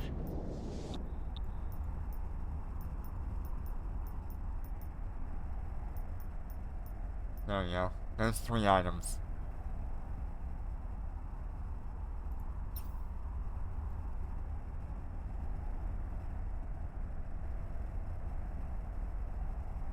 This could be a pretty large bounty tick as well. I've got multiple 5 million labs. We're under attack. We're under attack.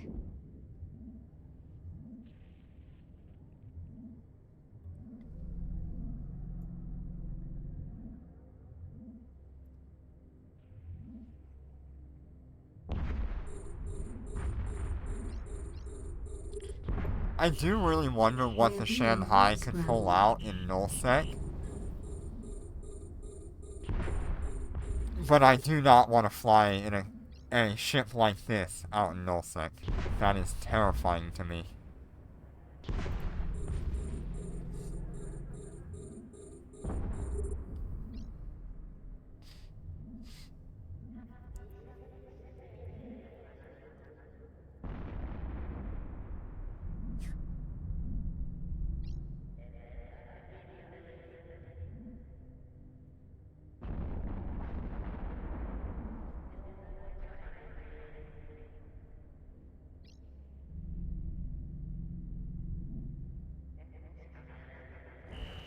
Enemy ships detected. We're under attack. We're under attack. I'm also thinking that if I had my general units still, and we could run this module 24/7, we probably could do 4. We're being warp scrambled.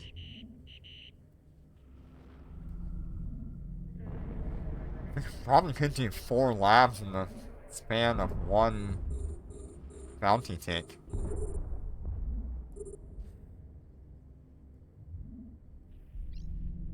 Yeah, poor Shanghai.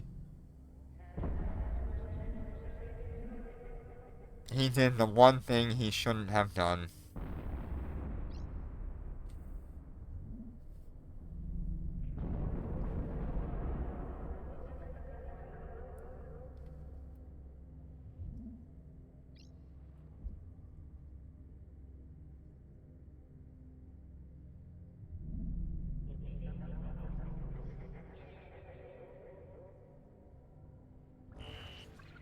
ships detected. We're under attack. We're under attack.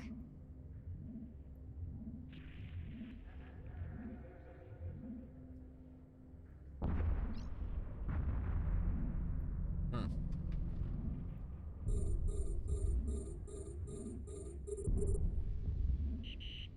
We're being warp scrambled.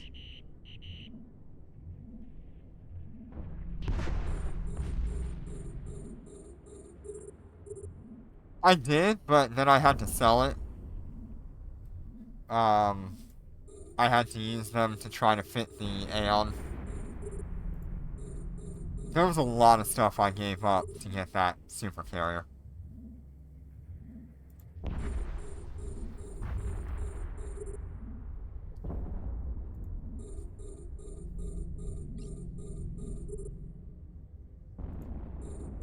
Especially just to get the skills for it. There was a lot I gave up.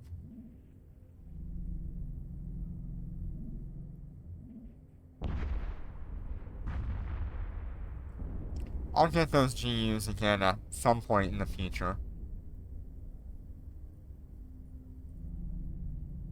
But for right now, it's not really necessary.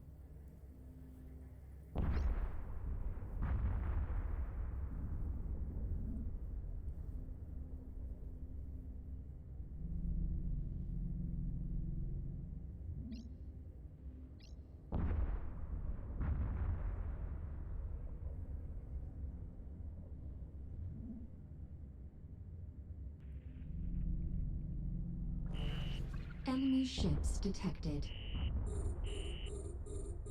We're under attack. We're under attack.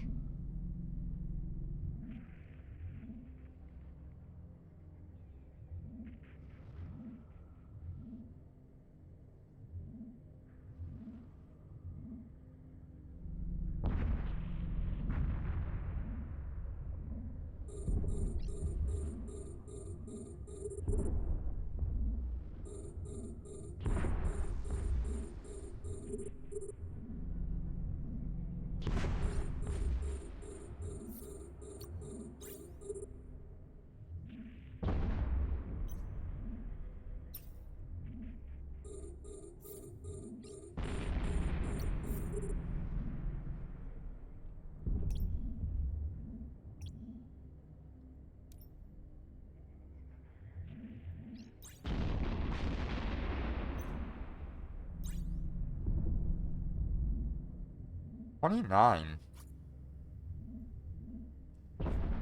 That is not bad.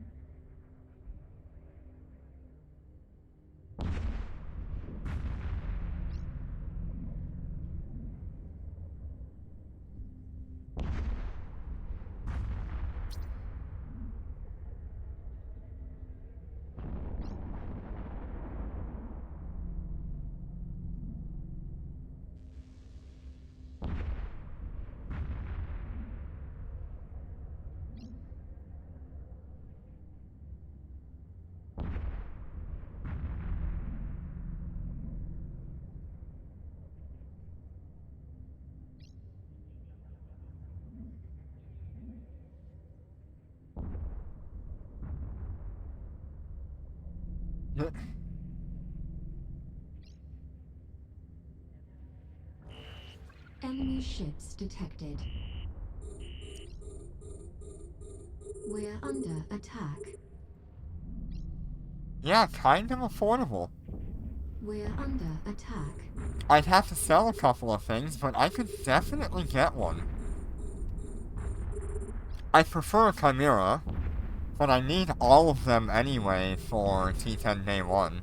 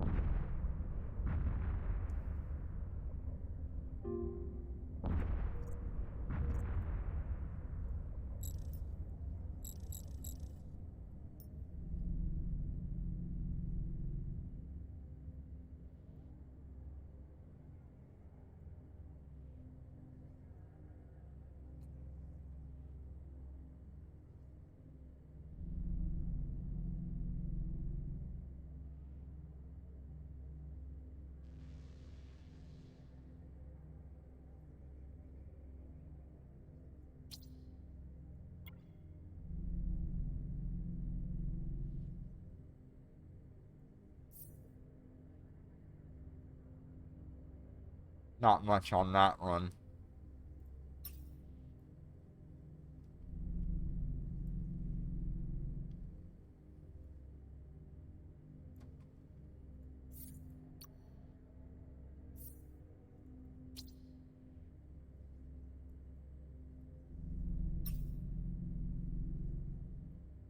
Warp drive active.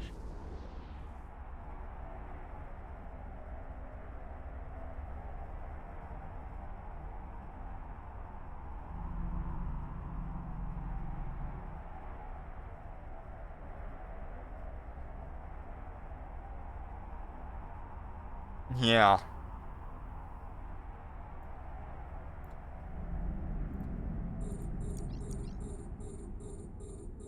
We're under attack.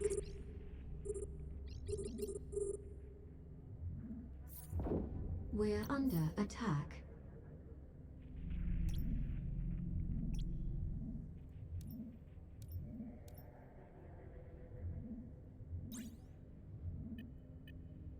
No Archons on the market, no Thanatos on the market.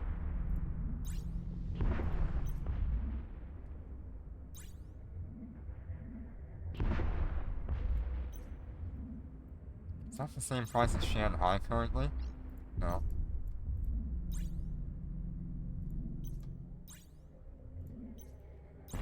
Man, 84 is not bad for that.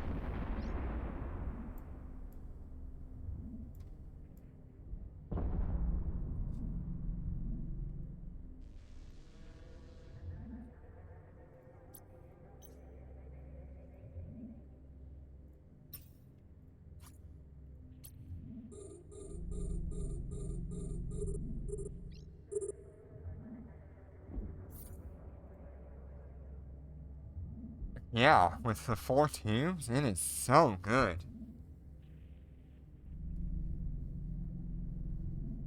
Like I said, I'd rather have the Chimera. But those are not bad prices compared to what I was expecting. I thought they would still be upwards of like 95 or 100. Enemy ships detected.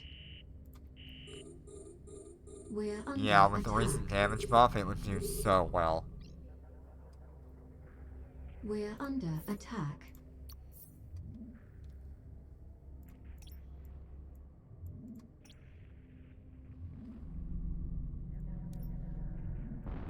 The only one of these that I actually need right now is a Moros.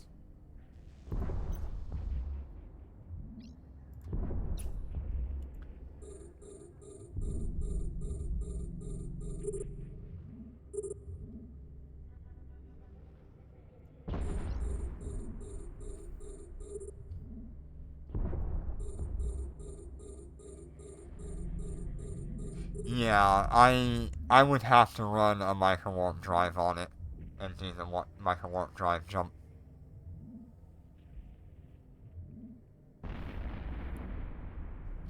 It would probably be like a micro-warp drive, 2 damage, 3 reds, a shield booster, and a cat battery, probably. And that would be all 8 low slots.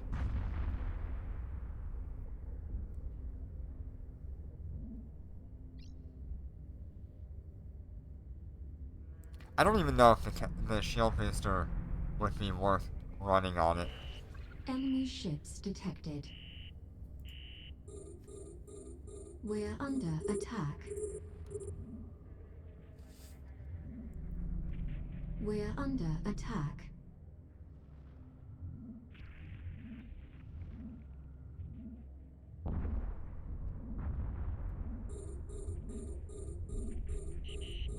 We're being warp scrambled.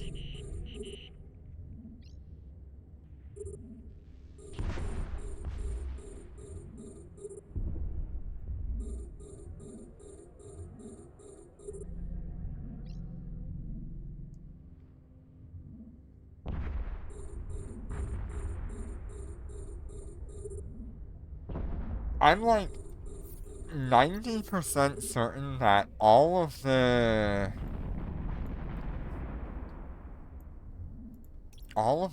carriers pretty much use the same two skills, which would be fighter operation and carrier command across the board. Like fighter operation, carrier command.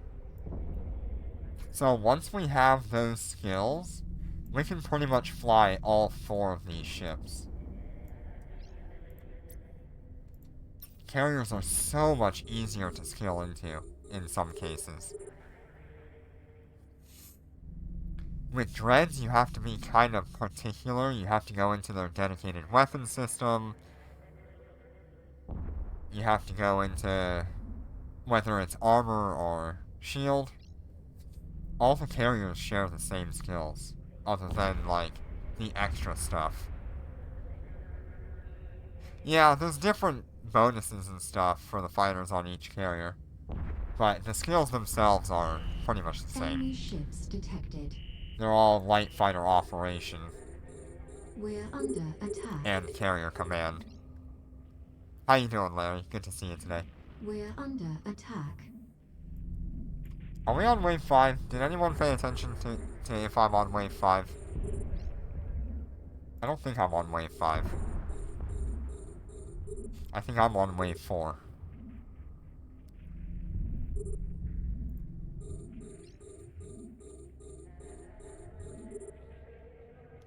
Yeah, I'm looking forward to getting my hands on all of the capital ships eventually.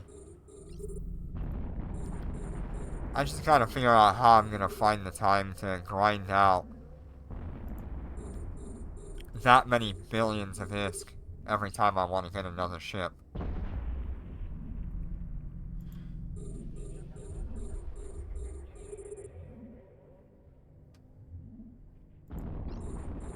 I pretty much figure that with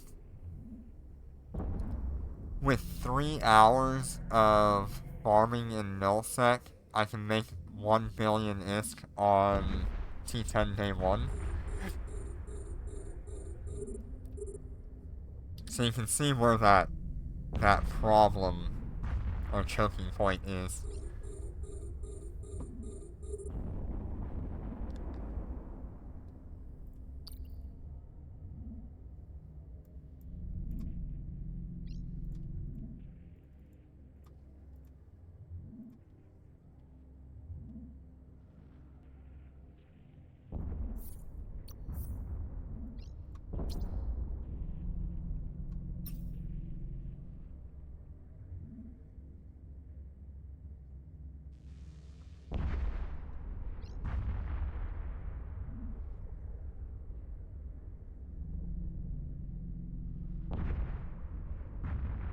Yeah, of course, you go up to, like, Advanced Light Fighter Operation and Advanced Carrier Command, but that's it. After that, if you want to go into, like, the lightweight ship carriers, or the tactical carriers, I guess you want to call it, then you have to go lightweight Enemy ship ships skills, detected. the ship skill that relates to We're under attack. whether it's frigates or dreadnoughts, you need 100% in those. And lightweight ships are just way more skill intensive. Oh, yeah, the ISK making should be better with the better ships. Hell, I mean, even if I jumped into a carrier right now, on T10 Day 1, I would be making a lot more ISK much quicker. With my current skills.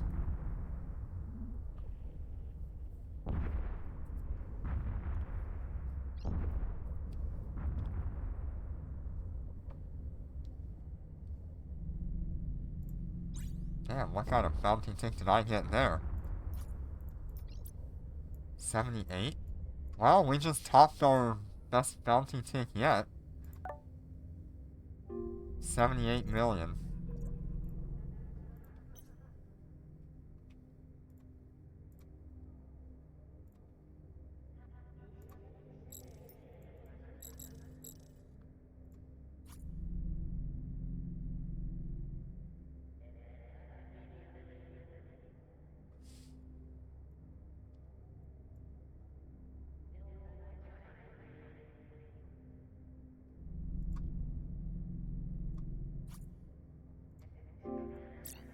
Autopilot engaged. Destination reached.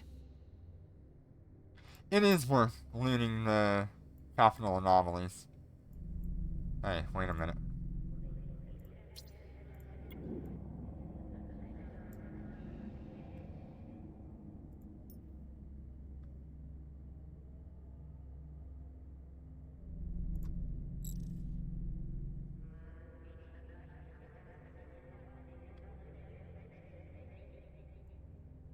I have an integrated auto salvager that can grab things pretty far away.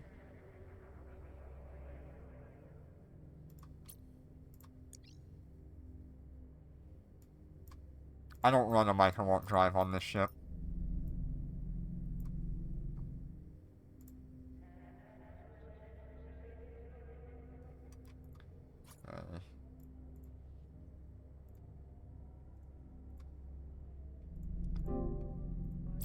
Autopilot engaged. Destination reached.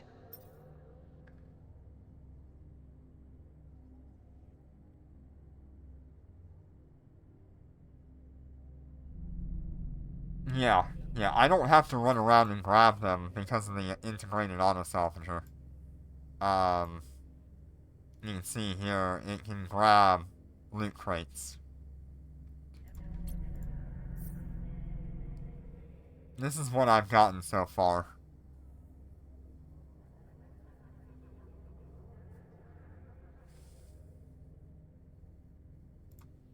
Yeah, that module, Warp drive active. it's expensive, but it is a game changer, I tell you.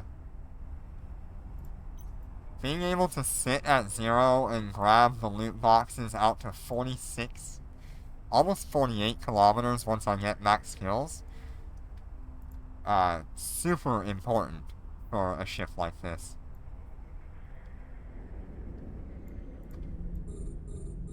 Where the hell are they? We're under There they are. attack. We're under attack.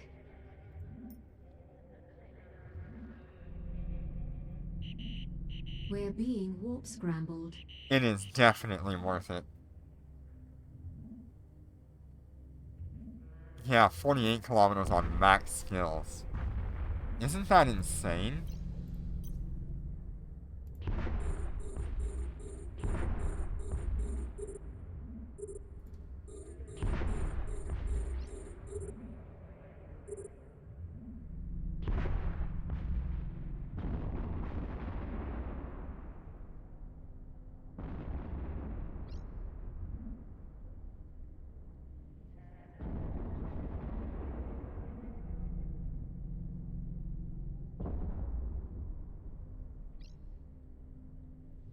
It is such a game changer for high-set capitals.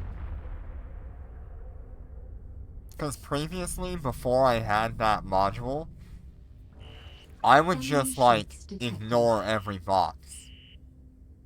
We're under attack.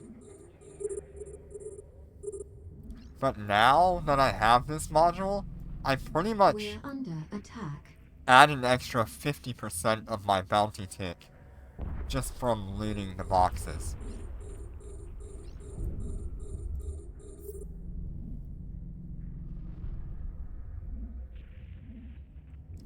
I mean, just between this one, that one, and those,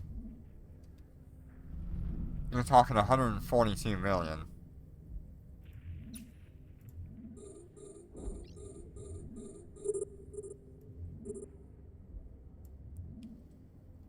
Which I was pretty much ignoring when I did not have the module.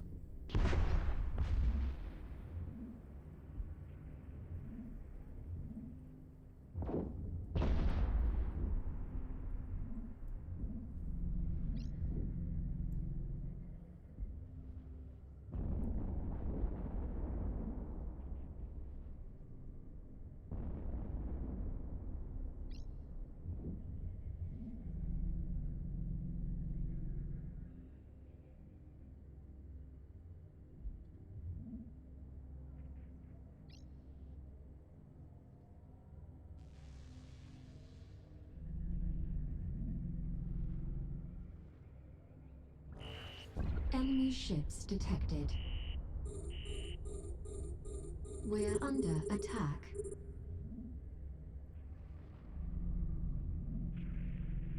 We're under attack.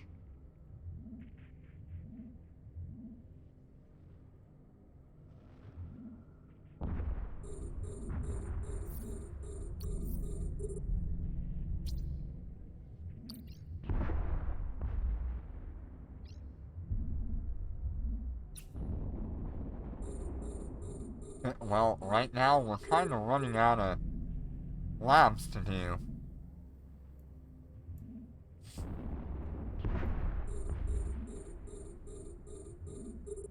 We blow through them so quickly.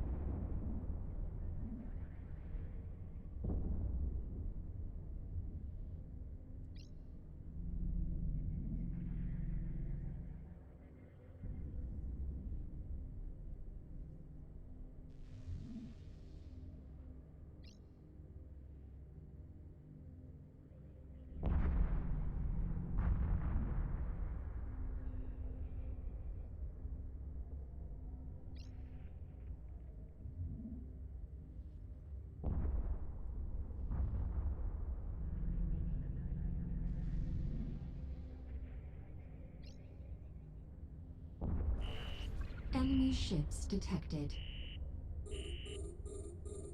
We're under attack. We're under attack.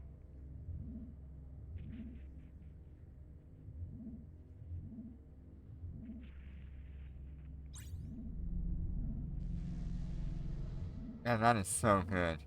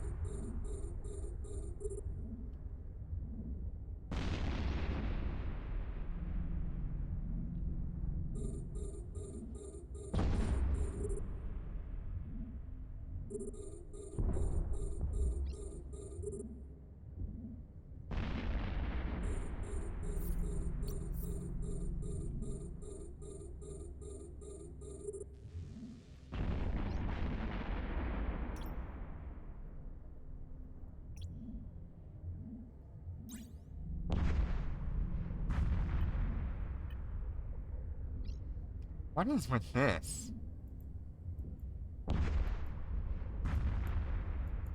Why are people just setting it to the lowest price?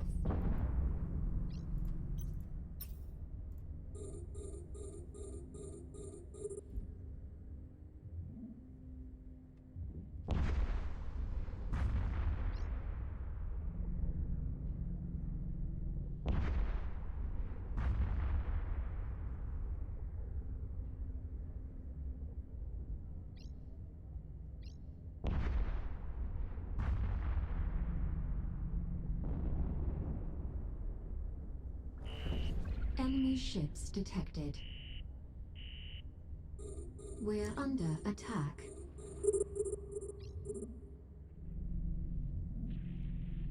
We're under attack.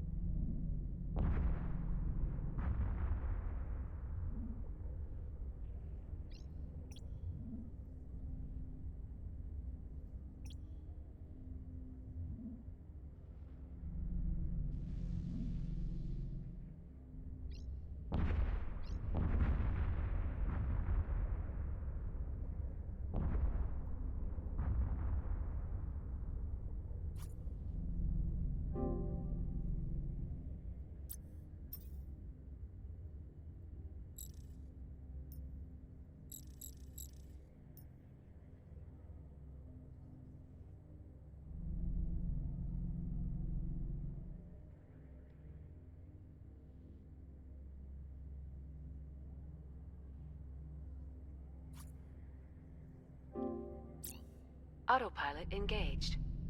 Destination reached.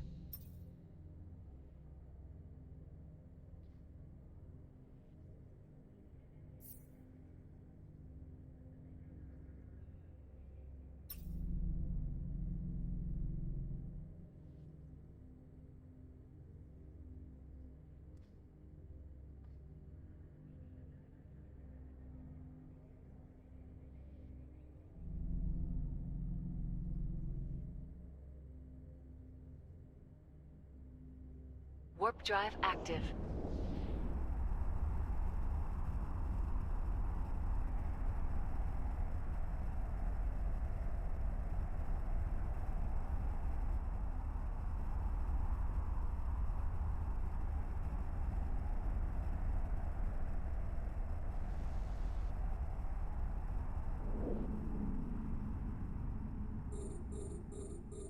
We're under attack.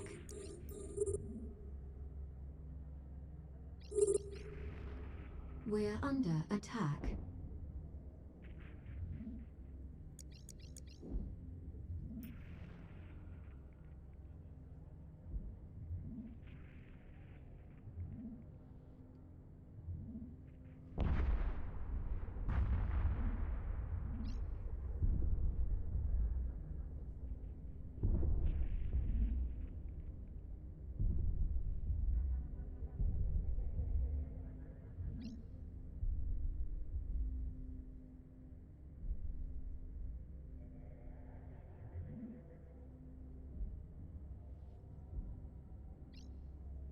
I'm so excited for tomorrow. Enemy ships detected.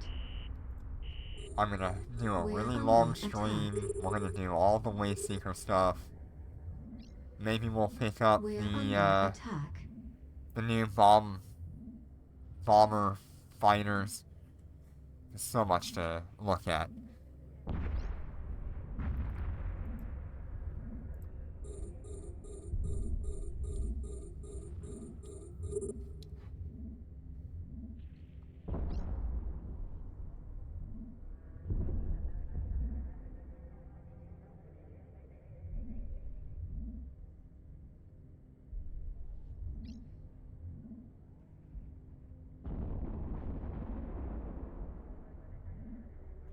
I do hope that the bomber fighters have a normal fighter mode and then you have the bombs on top of that. Because if they don't have regular weapons that they can use while they wait for the cooldown, they're going to be relegated to pretty much PvP. We're under attack. And 3 minutes is a long time to not have fighters on grid. If they can't do anything else.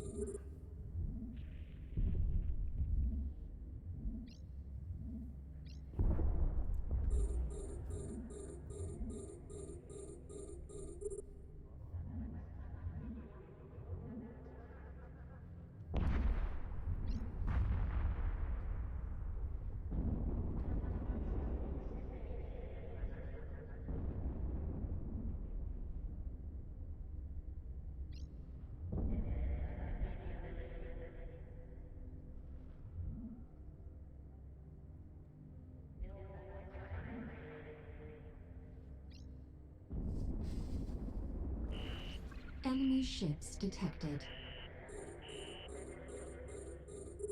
We're under attack. It sounds like they're pretty powerful.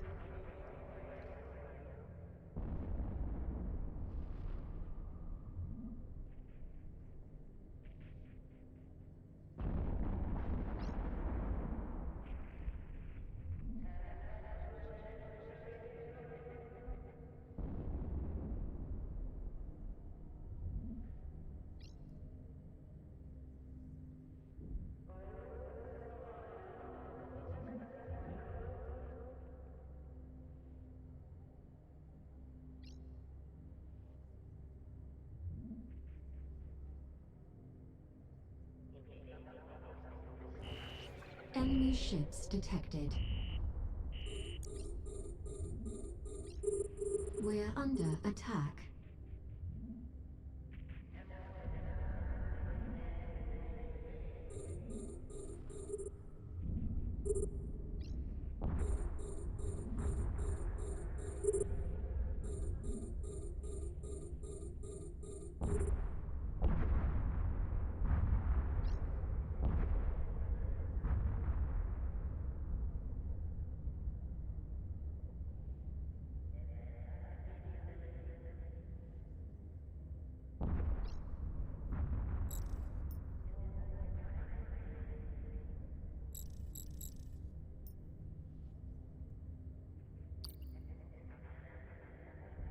Okay.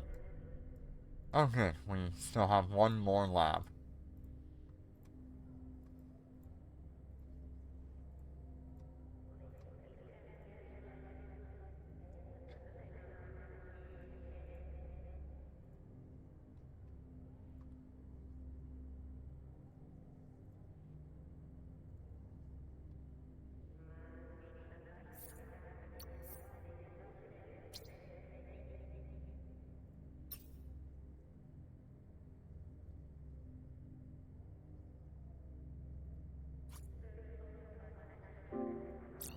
Autopilot destination reached. Not much from that one.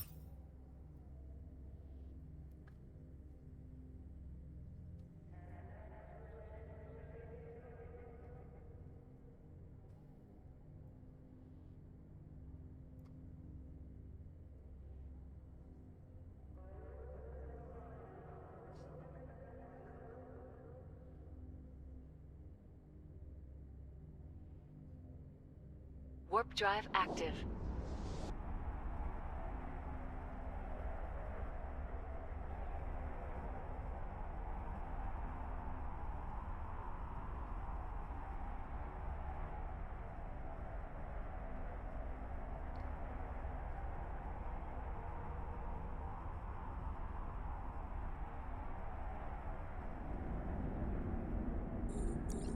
We're under attack.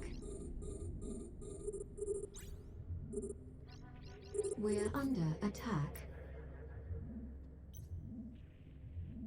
And we are making hundreds of millions today.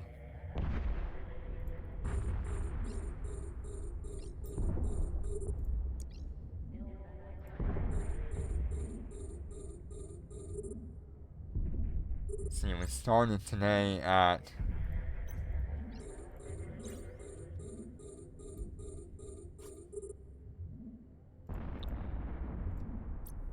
$200 and something. So 319. Now we're up to 715. So we've done pretty good.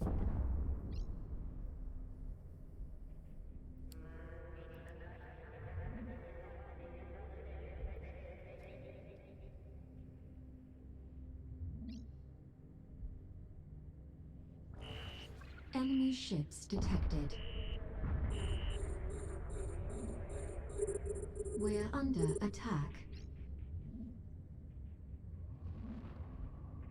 We're under attack. Hey Panda, how you doing today?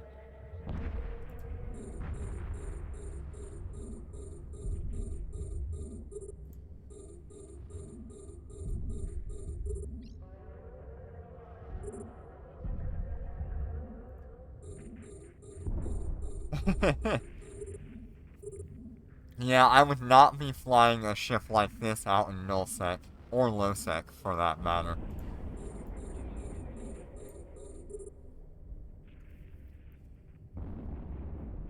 This ship is purely out here in Clortler just to run labs. And do high-sec waste seekers and events. That's its entire goal. Just like my super carrier is only for Dormant Realm. That's the only goal it has, is to carry as many people through Dormant Realm as possible.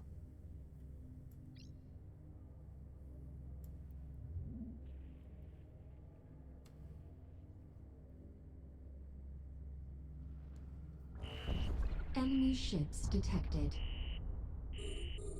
Yeah, I'm looking forward to seeing the Waste Seeker event again. As you know, We're last under time, attack. I don't know if you've seen it, but last time I did it, it didn't end quite the way that I had hoped. I was not able to actually complete the last mission, which really sucked.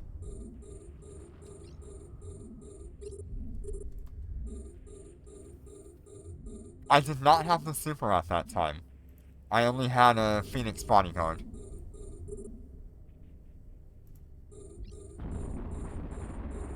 Back then.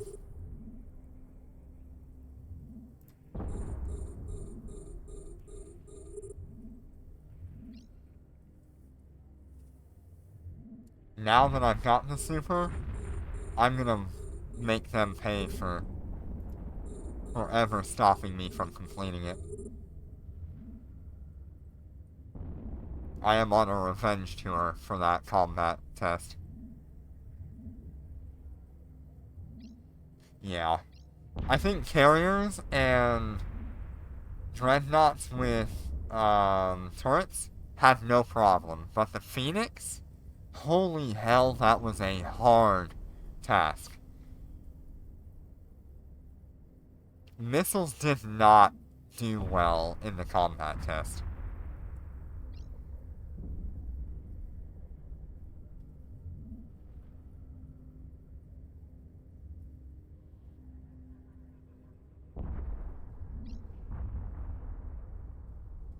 If I had a turret one, Enemy Um, ships detected. I could have swapped it to rails like on the We're Karura. under attack. Yeah, the Phoenix bodyguard did not have We're under attack. a lance.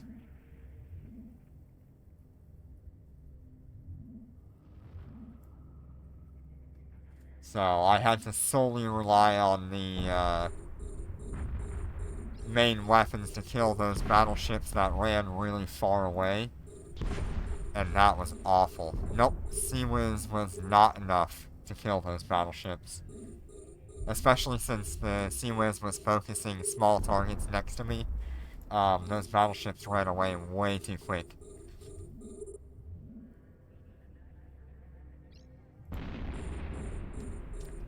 If you click on the link that I have pinned, that'll bring you to my playlist for the combat test. I got all the way to the very last mission, in the second wave of the last mission. But after that, couldn't make it.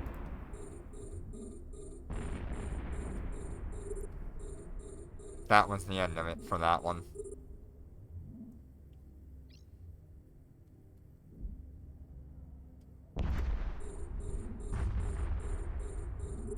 There was just too much going on top of having to deal with that many battleships that ran away.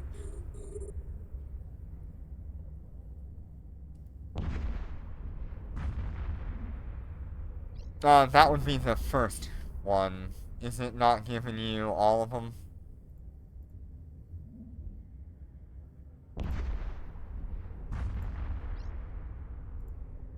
It's under my playlist, anyway. You should be able to see it.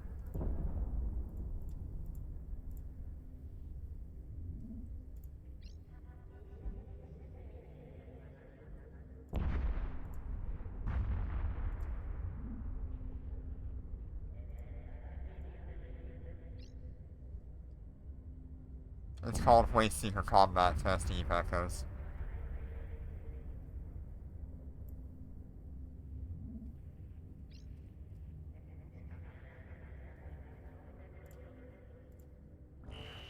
Enemy ships detected. We're under attack.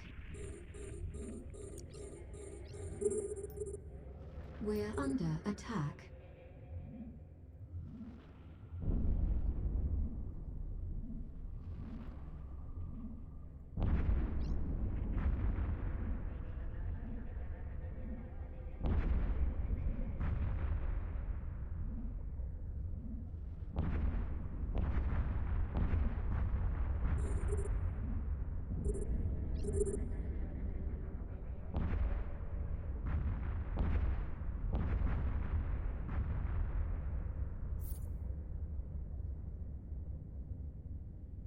Yeah, there was definitely some skill issues there, but it was never going to be enough to correct any of the problems that I had.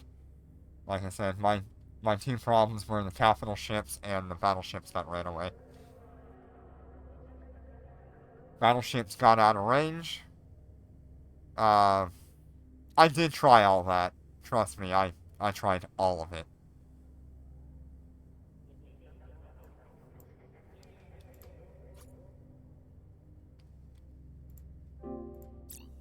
Autopilot in destination reached. I even tried to get my hands on a Cyan to try to do that last mission, and just could not find one on the market.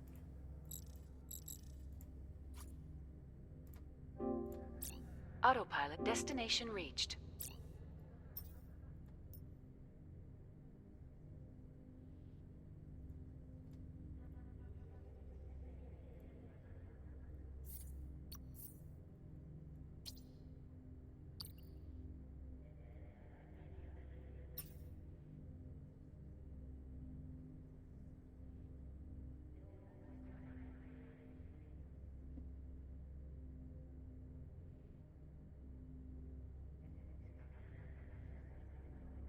Warp drive active.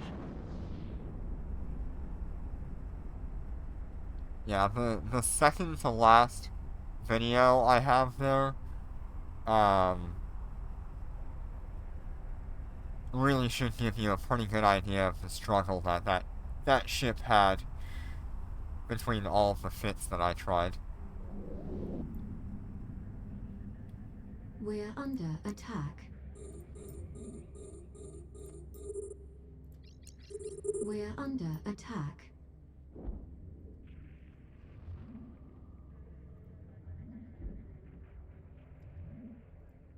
but that combat test is just not built for missiles.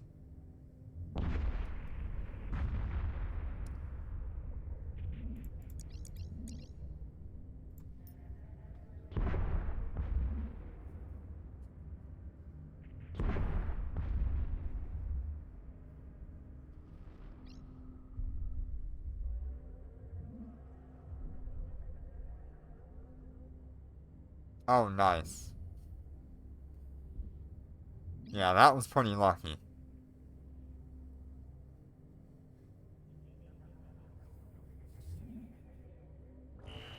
Enemy ships detected. We're Yeah, under attack. the carriers had it really easy We're in that under combat attack. test. I mean, it is incredible how well they did in the combat test. Even the regular dreadnoughts had a better time, just because they had turrets with range and could still apply their damage.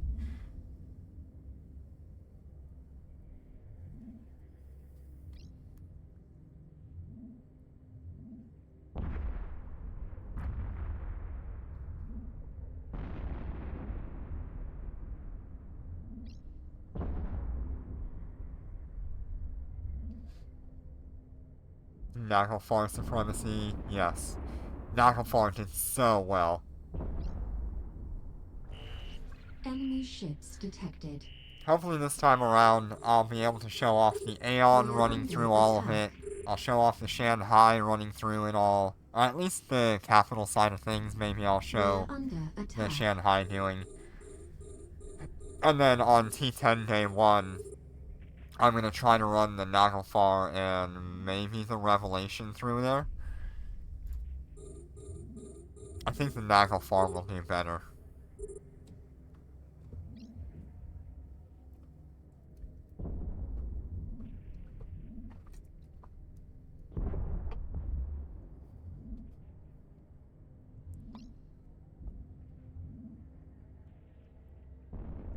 Tomorrow we're going to be doing a pretty much 8-hour stream, hopefully.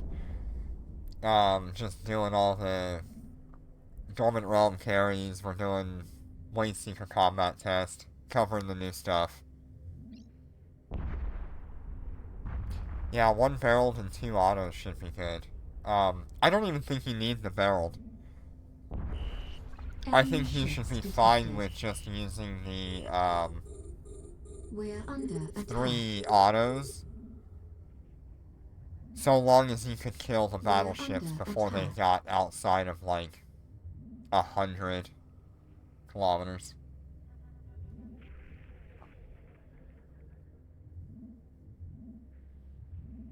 Yeah, I have CWIZ. It's all good there. We're being warp scrambled. Okay. Yeah, 140 with artillery cover. I don't quite have that good of an artillery cover implant.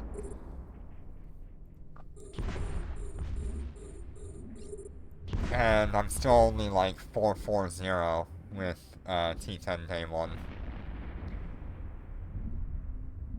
So it's going to be a little bit of a struggle, but not nearly as bad as the Phoenix. I am a little worried about the resistance modifiers. I do not have longbow.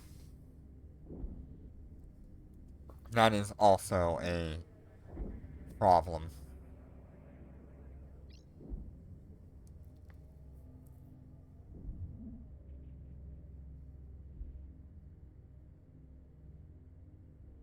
Because, I mean, most of those Enemy ships ships had detected. Omni resistance, like 55% across the We're board. under attack. Thermal was at like 54.5% or something like We're that. under attack.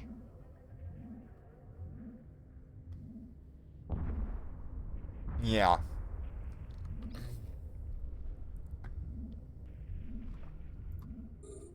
Yeah, I think both of them would do good in terms of tanking.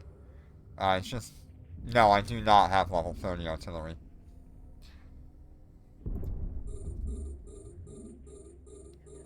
I only have level, like, 15 or 20, maybe? If I'm lucky, I have a level 20. Let me check. Yeah, it's level 22 right now.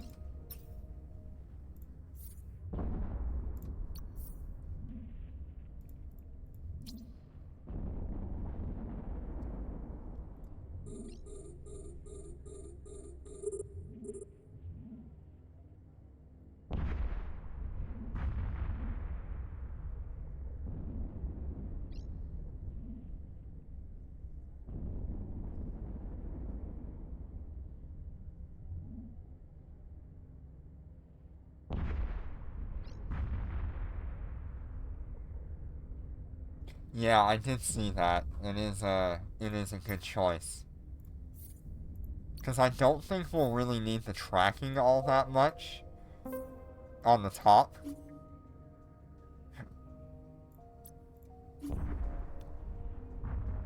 But having that extra range would be nice.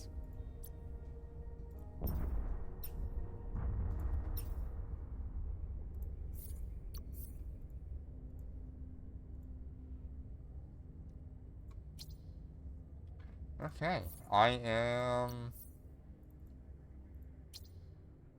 out of labs.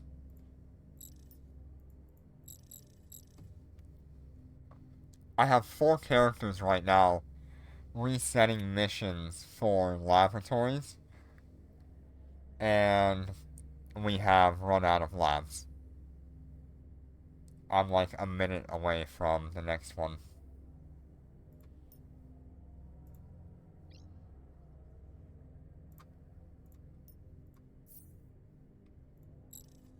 Autopilot engaged.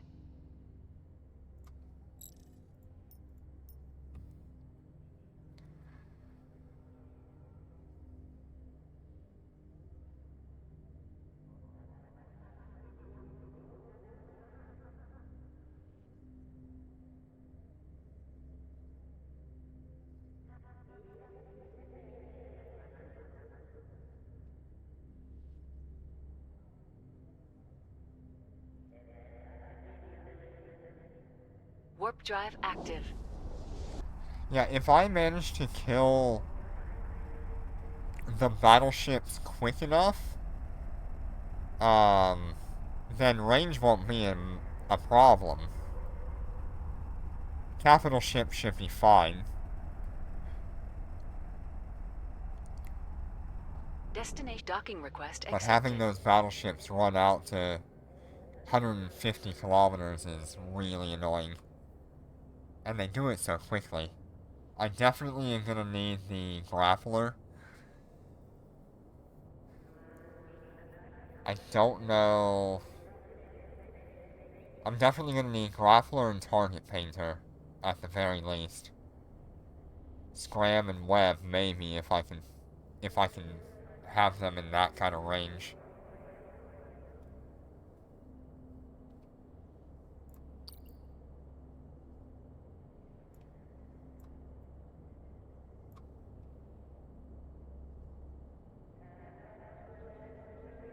Yeah, target painter will just help with a little bit of that tracking.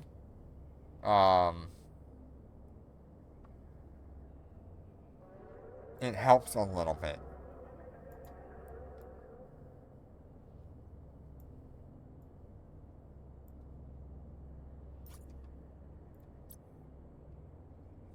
Because disruptor won't, a target disruptor won't turn off the micro warp drive those things have. I don't know. We gotta get in there and actually play around with the fit as we go. Right, we are completely out of laboratory missions, which is really annoying. It's one of the downsides to having a high-sec capital ship, is just running out of content to run.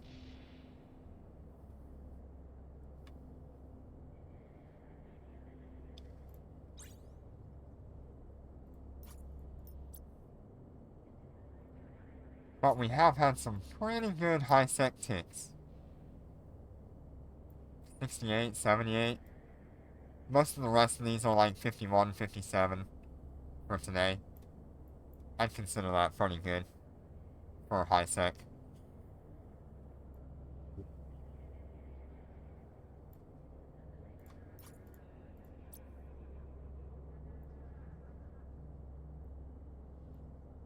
Let's see, that's...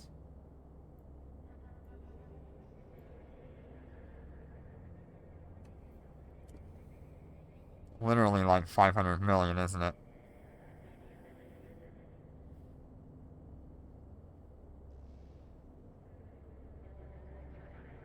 Yeah, we pretty much made 500 million just in 3 hours in high sec. Not bad.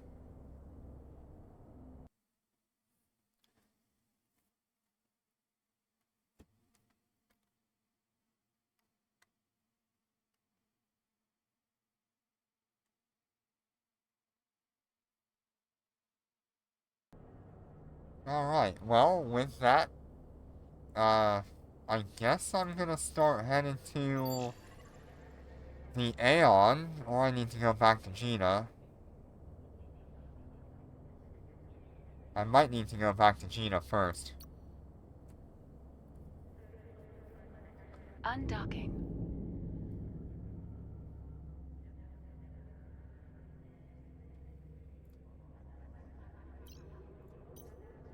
So we'll head back to Gina and we'll end it there.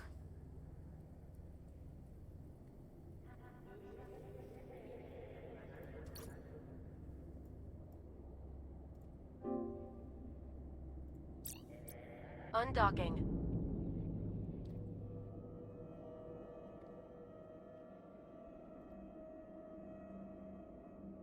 I wonder if I could trade a heavy hanger plus a few billion ISK to try to get myself a Nidhogger or Chimera.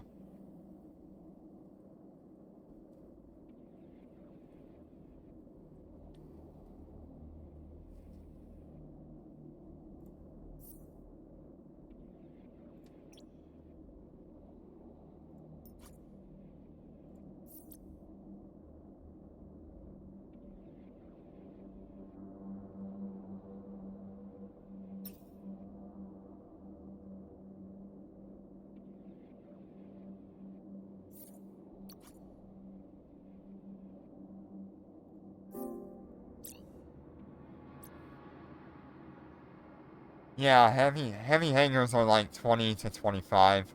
Right now they're about 20.6.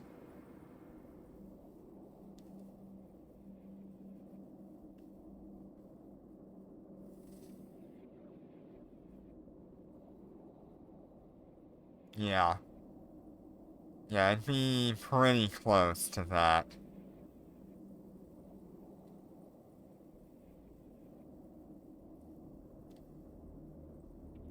I can pretty much just sell one Raven Navy issue and cover all that. I have Docking 3 request Raven Navies accepted. I need to sell.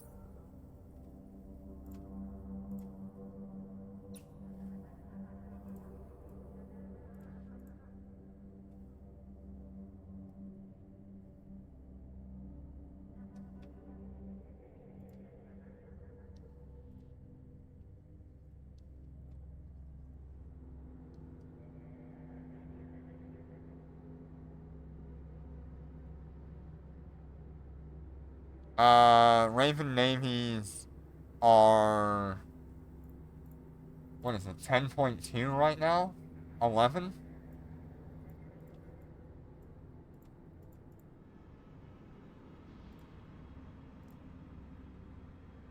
Yeah, 10.4. I'm pretty much asking, like, 9.5.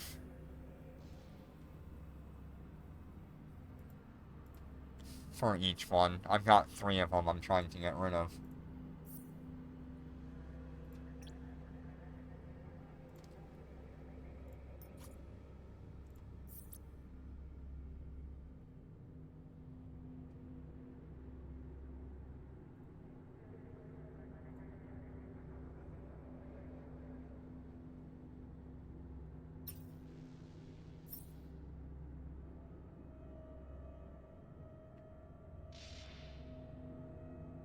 I can pretty much do it whenever. But these are worth, what, 27 altogether? At that kind of price?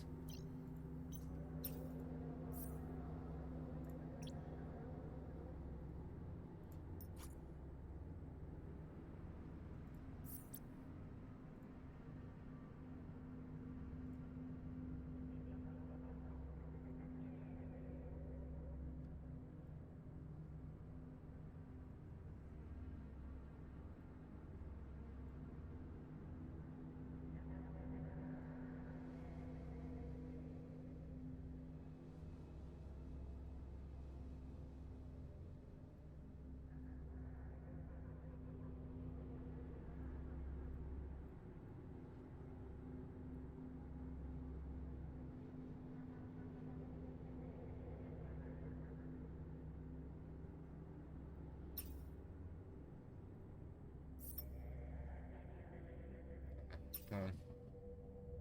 Of course, I won't be selling them with any of the modules, but you can have the rigs. They're just payloading accelerators and PCCs.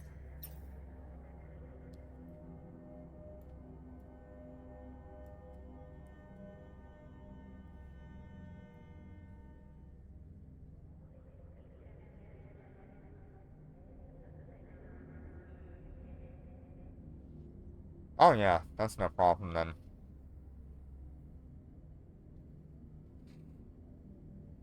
My original intent was to use them to do Dormant Realm carries in DR1, since I don't need them anymore. I've got the Shanghai for high sec farming. I've got the Aeon for Dormant Realm 4. So the Raven Navies are just sitting here doing nothing for me.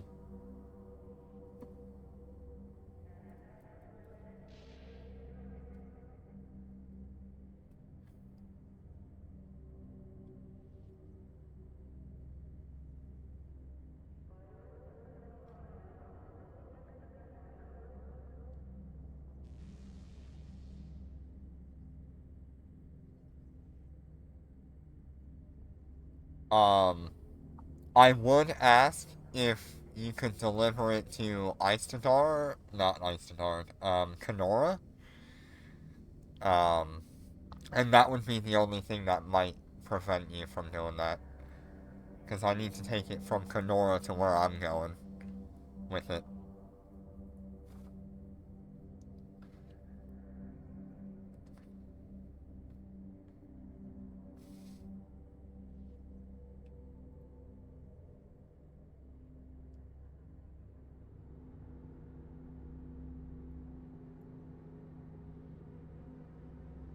Oh yeah, you're pretty close then. Yeah, that'll work out, I guess. You guys roam in our space anyway.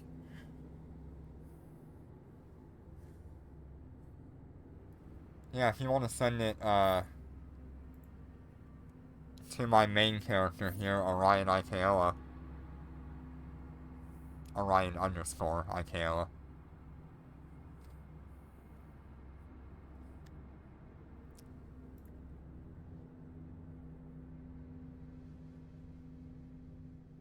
It would take me probably an hour to move these ships down to where I can create a contract.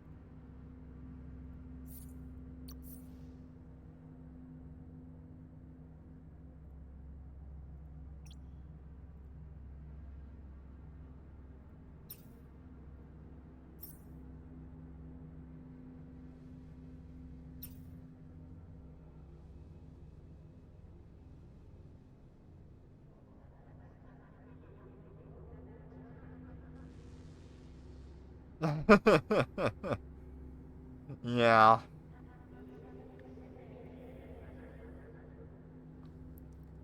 I don't suppose you have a Capital Micro warp drive on there. That might be the only thing I'm... If you have one, to throw it on there.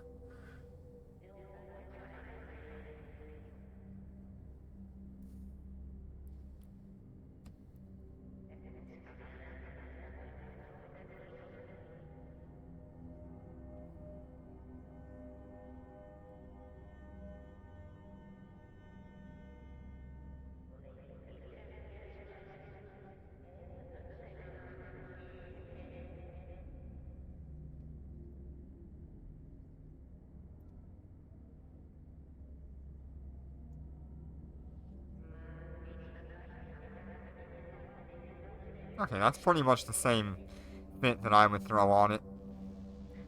You're pretty much under the same idea that I have.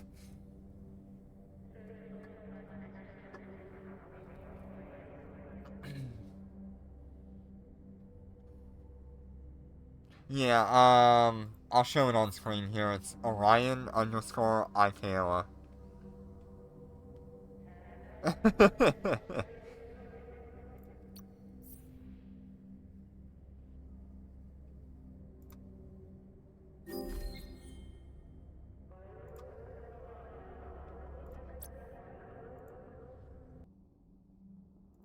Hate when it does that.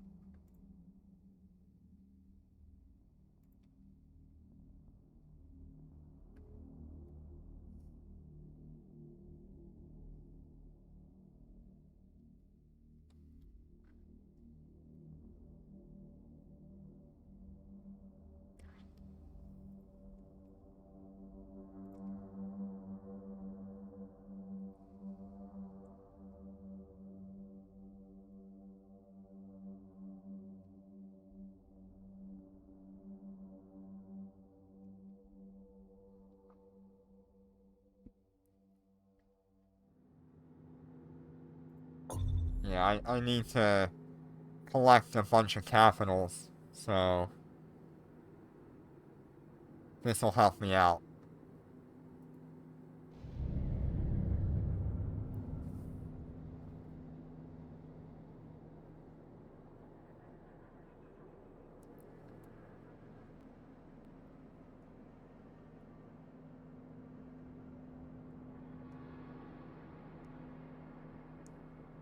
Alright, that sounds pretty good. How many furbolgs and what kind?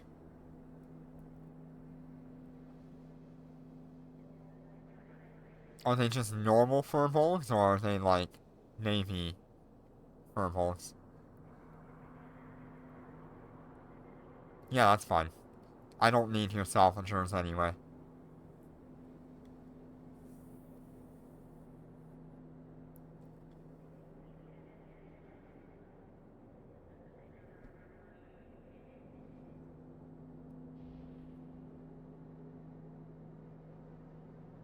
Okay.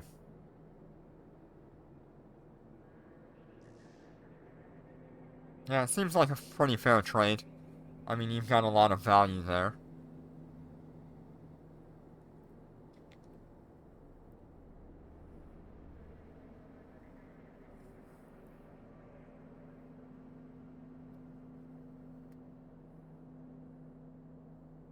That's okay.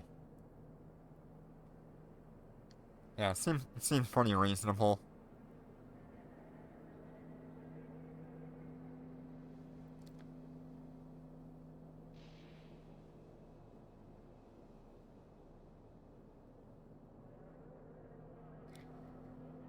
God, these damn things take forever to do anything.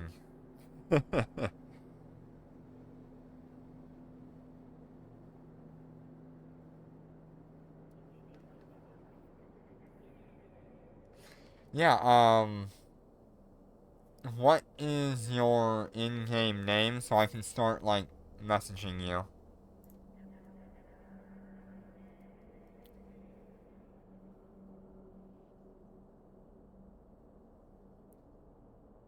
And I'll set up the contract or whatever. if you can share your fit at some point. Whichever one you're comfortable with.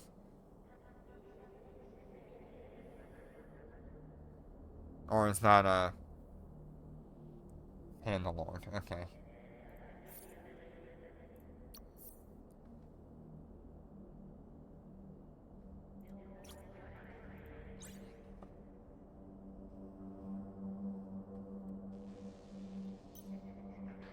Three, four, five, or regular?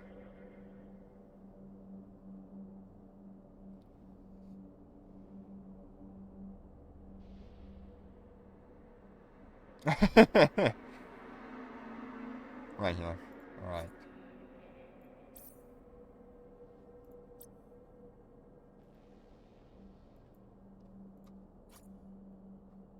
Yep, seems like it. I'll just do this so I have, reliable contact to you. And then I'll set up the contract once I'm out there.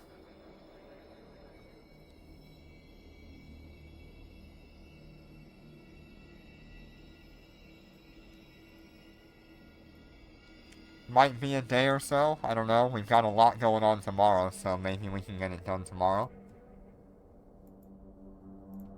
It would be pretty good.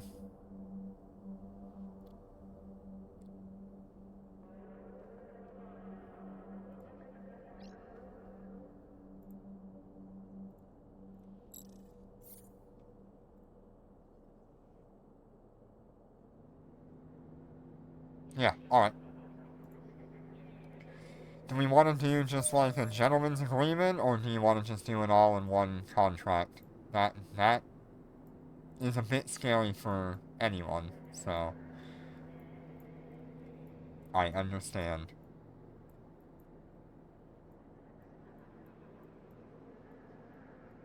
Where the hell is Kenora? There it is.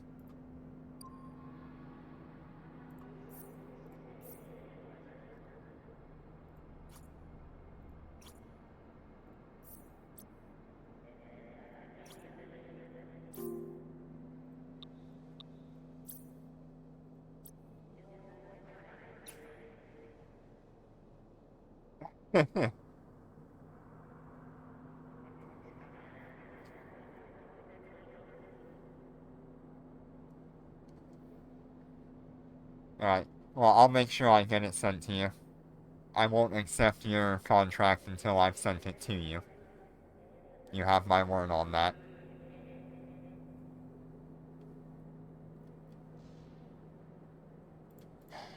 Of course, the game always does that.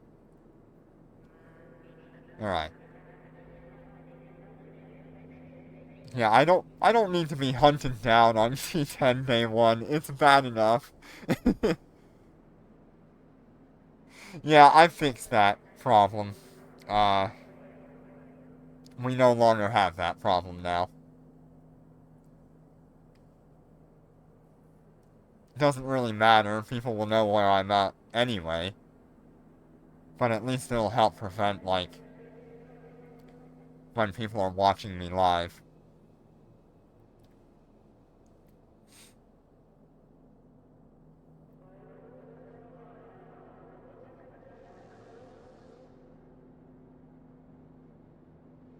It's also why I'm pretty unpredictable of when I go and do my nullsec stuff. I won't talk about it until I actually go and do it. So you have no time to actually plan out anything.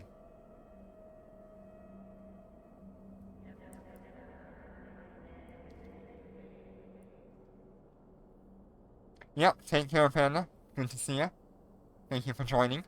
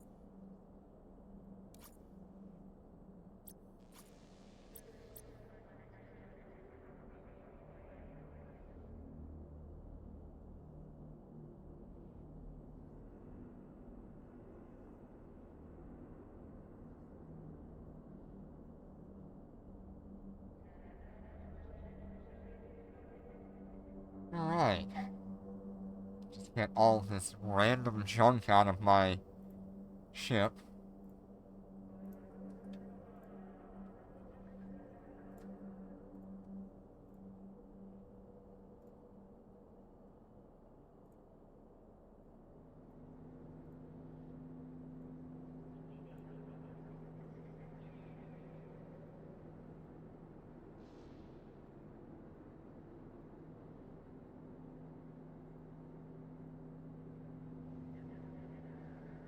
Need to upload that.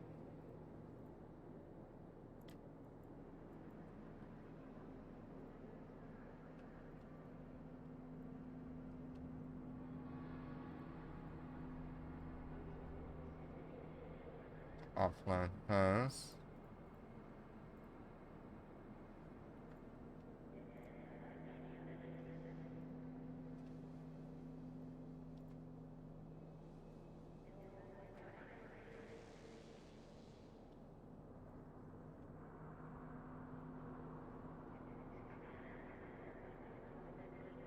Oh my god, I have so many items just sitting around. Okay, so we've got a Starbreak supply.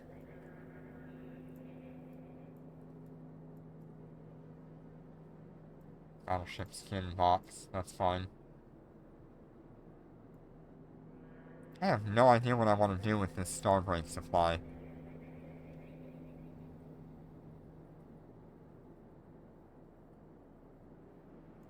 That is a really hard choice.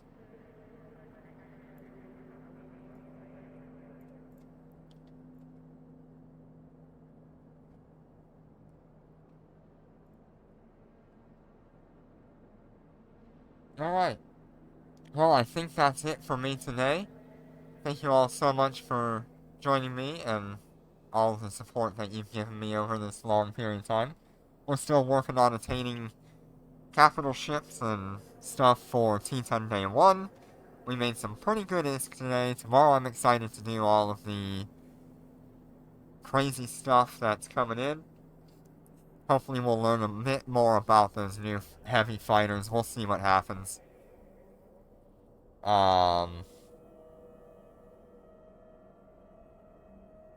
Yeah, we got a lot going on. So thank you all so much for joining me, and I will see you tomorrow, probably for a most of the day stream. Take care, and be safe.